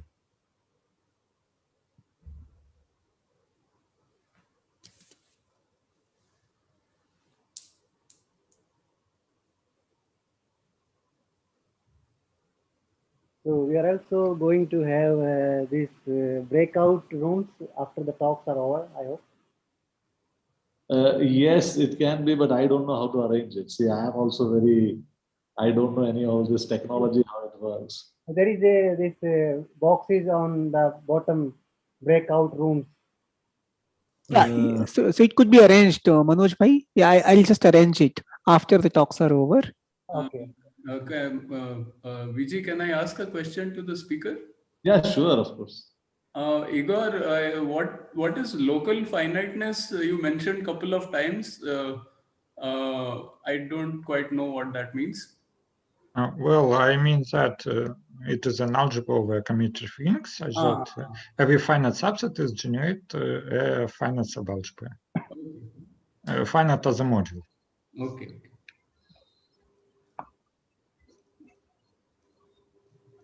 So these results are published somewhere? There is a preprint and they are going to be published.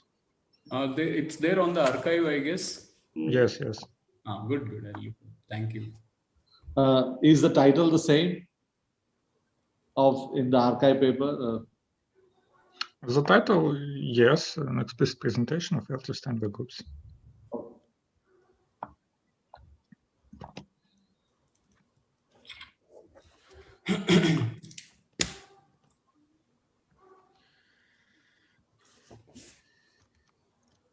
Maybe the next speaker can try out their slides. If you can share. Can you check? Okay, it is working. Yeah. Fine, it is okay.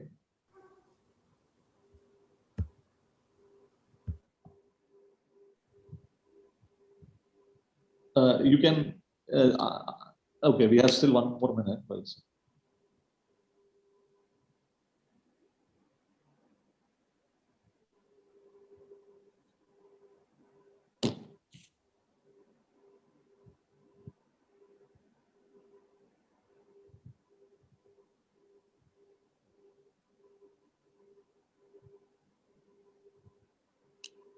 Hello, sir. Can you record this? I think it's being recorded, I think. Okay, sir.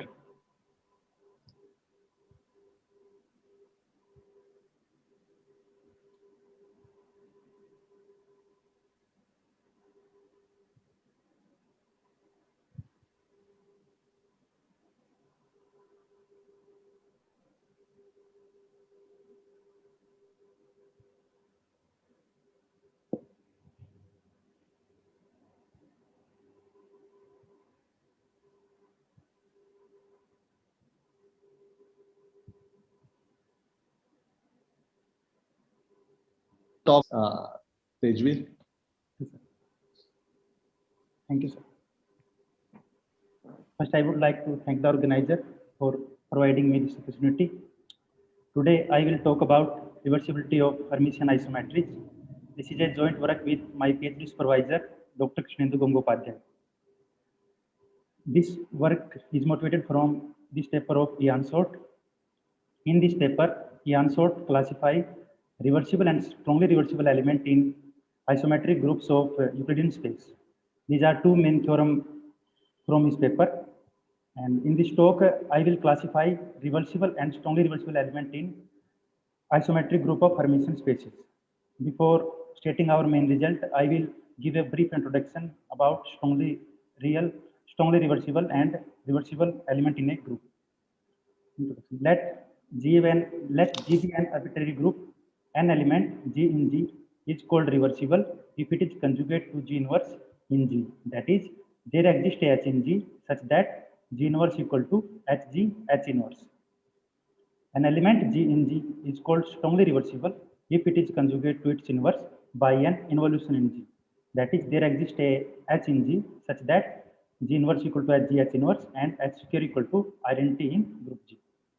And from the definition, it is clear that a strongly reversible element will always be reversible, but the converse is not true in general. In the literature, reversible elements are also known as real elements, and strongly reversible elements are also known as strongly real and bireflexional. It has been a problem of wide interest to investigate the reversibility in groups. And a good reference to look for reversibility problem is this book, Reversibility in Dynamics and Group Theory, authored by Anthony Farrell and Ian Short. Now I will recall some basic facts from linear algebra or quaternions. First, I will define what is quaternion. Let H be the four-dimensional real vector space with basis 1 ijk, where ijk satisfy these conditions. Then H is a unital associative algebra, and its elements are called real quaternions number. We call real quaternions simply by quaternions. And from this equation, ij equal to minus ji, we get this, that j into z equal to z conjugate into j for all z belongs to C, where C is field of complex number. And this is a well-known fact for quaternion, that for given two quaternion x and y, if y equal to x, y, x inverse, this happen if and only if real part of x equal to real part of y and modulus of imaginary part of x equal to imaginary part of y. A good reference for this linear algebra or quaternion is this book, Topics in Quaternion Linear Algebra, authored by Rodman. Now I will define what is eigenvalue and eigenvector for a vector space. Let V be an n-dimensional right vector space over H. Here, right means scalar multiplication is from right. Let V be an n-dimensional right vector space over H, and T V to V is right linear transformation on V. After choosing a suitable basis, we can represent T by an n cross n matrix over H. Let A be an n cross n matrix over H. A non-zero vector B in Hn is said to be a right eigenvector of A corresponding to the right eigenvalue lambda belongs to H if the equality AB equal to V lambda holds. And we can note that this equation holds, that is A V mu equal to V mu into mu inverse lambda mu for all non-zero mu in quaternion H. And from this equation, we get that eigenvalue of A occur in similarity classes. And if V is lambda eigenvector, then V mu is a mu inverse lambda mu eigenvector. So we can say that if lambda is an eigenvalue of matrix A, then mu inverse lambda mu will also be an eigenvalue for non-zero mu, where mu is a quaternion. And from the fact that two quaternion will be similar if and only if their real part is same and modulus of their imaginary part is same, we get this, that each similarity class of eigenvalue contain a unique pair of complex conjugate numbers. We shall mostly choose the unique complex representative of a similarity class of eigenvalue where the argument lie in closed interval 0 to pi. Now, these are some basic facts from linear algebra or quaternion. And now I will define what is Hermitian space. We will study isometric group. We will study reversibility problem over Hermitian space or F over F is equal to H, where F is let F equal to C or H, where C is field of complex number, H is not quaternions. Let V equal to Fn be equipped with F Hermitian form phi. Phi is defined by this equation. And the group of linear transformation G that preserves this form is called unitary group and denoted by UNF, unitary group over F, where F is C or H. And in matrix notation, UNF can be given as those linear transformation in GLNF for which G conjugate transpose into G equal to identity. And following usual notation, we will denote unitary group over C by UN and unitary group over H by STN. And the Hermitian form phi give a natural matrix D given by this equation on V. And V along with this vector space V along with this matrix is our Hermitian space. And the isometry of Hermitian space V comma D are affine transformation of this form. That is, for given isometry T, there exists A in unitary group over F and V in V, such that T acts on V by this equation, TW equal to AW plus V. We will denote element T in isometric group of Hermitian space as T equal to AV, where A is linear part of T and V is translation part of T. And from this, the group isometry of VD may be identified with unitary group over F, semi-direct product with Fn. And Now, in this talk, we will talk about the classification of the reversible and strongly reversible element in the group SPN similar to HN and these two group. And now I will state our main results. And after that, I will try to give a brief sketch of proof of those results. Now, our main result is this theorem 1. Let G equal to LGW, mean LG is a linear part of G and W is translation part of G. Let G be an element in unity group of over F, similar at Fn. Then G is strongly reversible in this group if and only if LG is strongly reversible in unitary group over F. This is our main theorem. And if we consider the group SUNC similar at Cn, where SUNC is determinant one unitary matrix over C, mean SUNC is UNC intersection SLNC. In this case is more tricky. In this case, above theorem may not hold. There are some elements in this group where this theorem is not hold. And a counterexample for this is this. Take n equal to 4, that is group SU4C, semi-direct product with C4. Take G such that LG equal to this diagonal matrix and V is 0, 0, 1, 1 in C4. And you can check that here G is not strongly reversible in SU4C semi-direct for C4, although LG is strongly reversible in SU4C. And we can classify all. Now I will state a theorem which classify all such counterexample where this theorem does not hold. The following theorem generalize the above example to classify up to conjugacy all such element in SU and C semi-direct product Cn which are not strongly reversible, although their linear part of LG is strongly reversible in SU and C, where SU and C in SU and C. This is the theorem. This is the theorem which classify all element G which are not strongly reversible, although their linear part is strongly reversible in SU and C. And now I will give a brief sketch of proof of our main results. And before doing that, I will recall some well-known facts. First is, if A belongs to SPN, then up to conjugation in SPN, we can write A as A equal to diagonal matrix. We can write A as this diagonal matrix where diagonal entry are equal to theta 1 up to equal to theta n, and theta s belongs to closed interval 0 to 5. And this definition, let G belongs to UN or SUN, where SUN is SUNC, that is UN intersection SLNC. The characteristic polynomial of G is called self-dual if whenever lambda not equal to plus minus 1 is a root of characteristic polynomial, so is lambda inverse with the same multiplicity. Multiplicity is same for eigenvalue not equal to plus minus 1. And this is a well-known fact for this. If A belongs to UN, respectively SUN, have self-characteristic polynomial, then up to conjugacy in UN, respectively SUN, we can write a matrix A in this form. Here theta I may be equal to each other. And these are the two well-known facts. And we say that up to conjugacy, we can write these matrix A in SPN in a nice form, nice diagonal form. And similarly for if UN and matrix in SUN have self-dual characteristic polynomial, it have this nice form. Now I will state 3 useful lemma which will be used proving our main theorems. And first is this: let G denote either of this group. Let LG denote the linear part of group G. Lemma is this.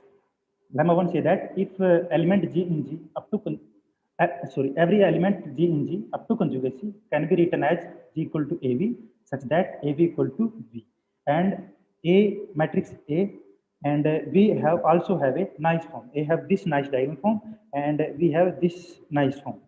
First R plus coordinate of V are 0 and last n minus R plus 1 coordinate may or may not be 0. N minus R plus 1 mean last T coordinate may or may not be 0.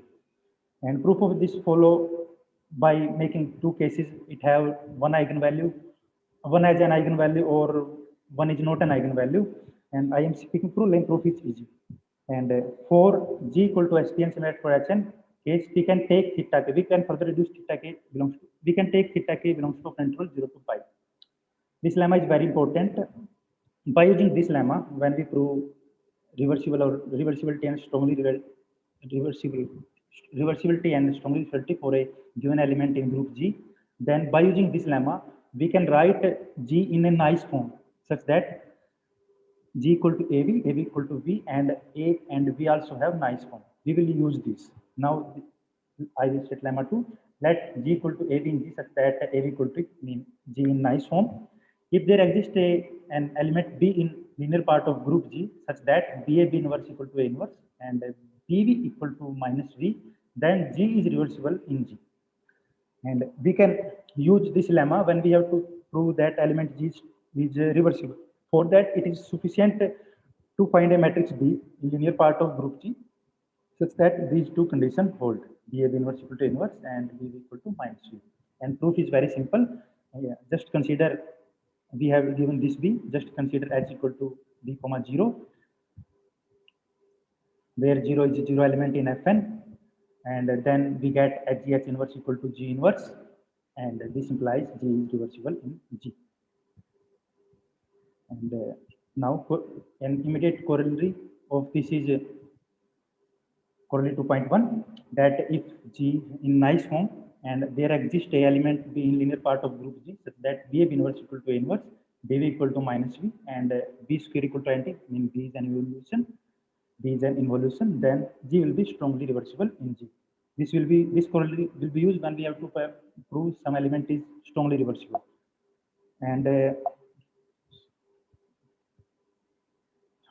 And sketch of proof this corollary, this same H will work as here we have extra condition on B that B is an involution. So in this case, this H will also be an involution, and this will imply H is an involution and H satisfies this condition. So G will be strongly reversible in G. We prove this lemma and corollary 2.1 when we have to prove an element G in group G is reversible or strongly reversible. And now lemma 3, if H equal to B comma U is an involution in G, then B will be an involution in linear part of group G, and B and U will satisfy this condition.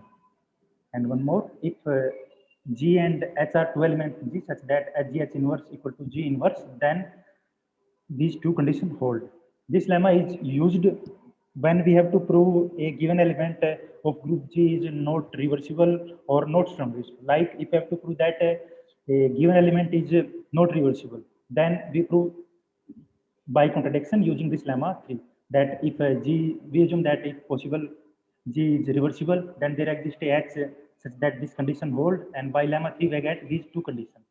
From using first condition, we find condition on entries of matrix B, and using that form of matrix B in this equation, we will try to find a contradiction with our initial assumption. And two immediate corollary of this is corollary 3.1.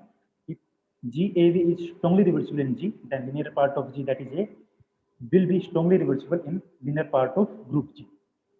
And in other words, it says that if G is strongly, if linear part of group G is not strongly reversible, then G will also be not strongly reversible in the group G. Similarly, if G equal to AV if G is reversible in G, then linear part of G will also be reversible in linear part of group G. These two corollary give us necessary condition on linear part, that if G is strongly reversible, then its linear part will also be strongly reversible in linear part of group G. So for completeness, I will recall reversibility result for linear part of group G. First, I will recall reversibility in UN and SUN. You can have a look on this result, and a good reference for this that I am short book I mentioned earlier, and Krishnan Gangopadhyay and John Parker paper, reversibility in complex hyperbolic spaces. This group and this paper I mentioned in friends, and this book. These are the reversibility result in UN and SUN.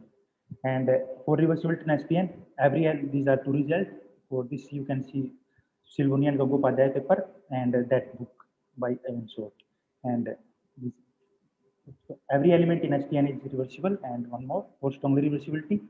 An element A in SPN is strongly reversible if and only if eigenvalue class of A is either plus minus 1 or of even multiplicity. This is proved recently by Krishna Upadhyay, and in our work also we revisit this problem, and we have given a slightly simple proof of this theorem using only linear algebraic tool. This may be independent interest for some. And now I will prove our reversibility, our theorem 1. First I will prove for quaternion case, then I will prove for complex case. And just first let G be an element in group SPN semi-dot product with Hn, then G is reversible in G. Proof is simple, strategy is same, that first we write element G in a nice form by using lemma 1. As here we have to prove that G is reversible. So here we will find a matrix B such that two conditions hold, B inverse equal to A inverse and BB equal to minus B. Then by lemma 2 proof will follow. That up to conjugacy, write G in by lemma 1 up to conjugacy, write G in nice form, then choose this matrix, and using this you can set that J dot J inverse equal to J conjugate. This is the fact I mentioned earlier, that that J dot Z equal to Z conjugate dot J. This implies this, and from this you get this. And now proof will follow from lemma 2, or you can just take H equal to B comma 0 in G, and then you will get G inverse equal to H inverse, and this implies G is reversible. So proof is simple, and a similar way we can prove this lemma 4. Lemma 4 say that let G is an element in SPN similar to Hn. Let every eigenvalue class of linear part of G is either plus minus 1 or of even multiplicity, then G will be strongly reversible. We apply same technique, same strategy. That first we write in first up to conjugacy, first we write in nice form by using lemma 1. Then here multiplicity of eigenvalue not equal to plus minus 1 is even. So let eigenvalues not equal to plus minus appear in R pairs. And if we consider this matrix B in SPN, where K matrix is this 0, J minus J0, then you can check that B inverse equal to A inverse, B equal to minus B, and B square equal to identity. Now just take H equal to B comma 0, and you can check that H is in involution such that as G inverse equal to H inverse, and proof of this lemma follow from this G is strongly reversible in G. Now from combining these two we get this theorem. This is classification theorem for group SPN. हाँ sir. You have 5 minutes. क्या sir? You have 5 minutes. Okay sir. Okay sir. Okay sir. Yes.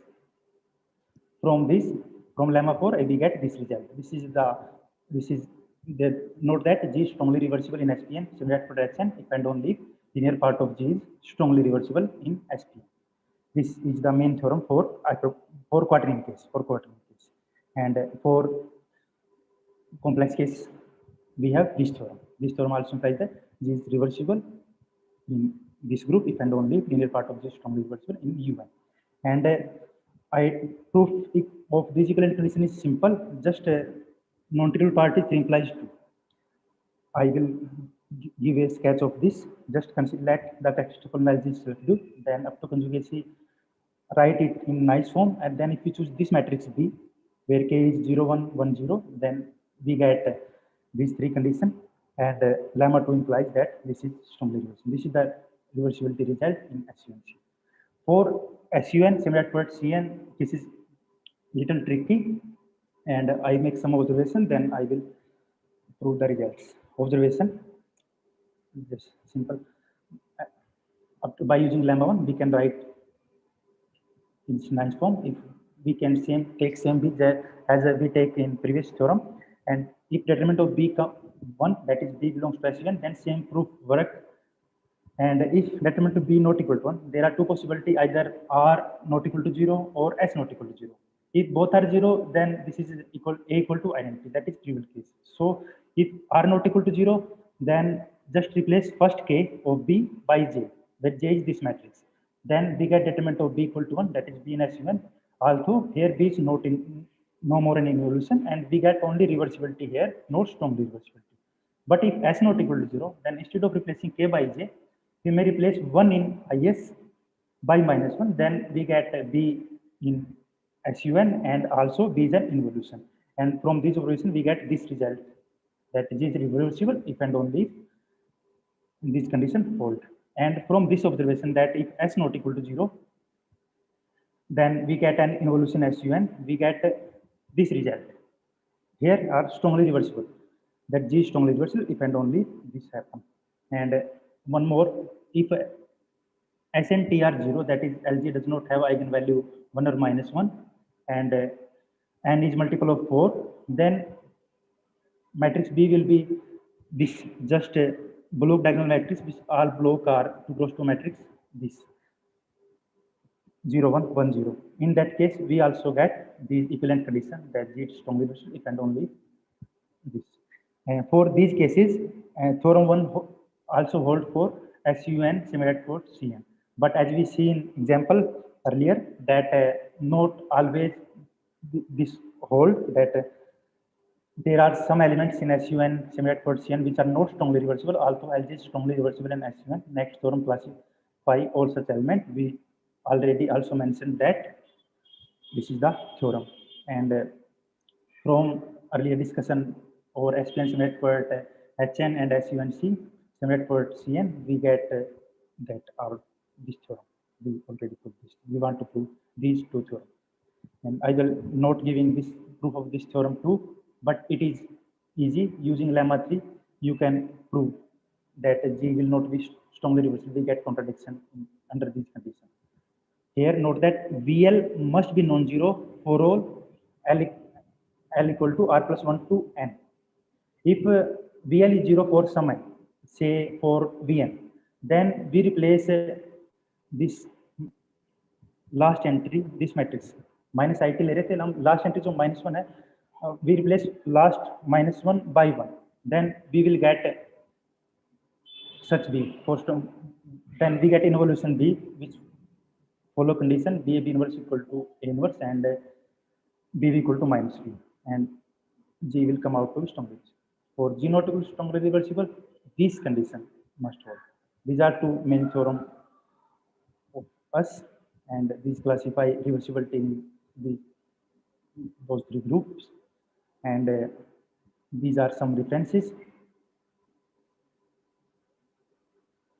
for reversibility of, or in SPN you can see this paper, and for reversibility in UN and SUN you can see this paper also, and this book can be seen for both. And thank you. I think I'm in time. Thank you, sir. Thank you. Let's thank the speaker. Any questions to the speaker? You may ask this.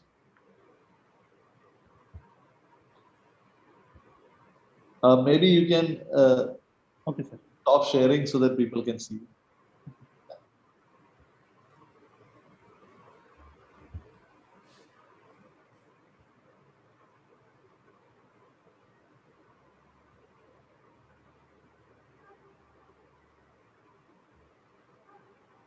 So, if there are no more questions to the speaker, then let's thank the speaker once again. So this ends the first day. I want to let you know that Amit has made a breakout room called Conversations for those who wish to interact after the session is over. So now the session is over, so there are breakout rooms. You, I mean, exactly how, I don't know how it works. A pop-up would prompt you to join if you wish. But one thing I want to say is the speakers for tomorrow should remain in this main room for testing, whether it works or not. Other than that, those who wish to go chat in the breakout rooms, you can go and converse there with the speakers earlier today or some other you want to discuss mathematics.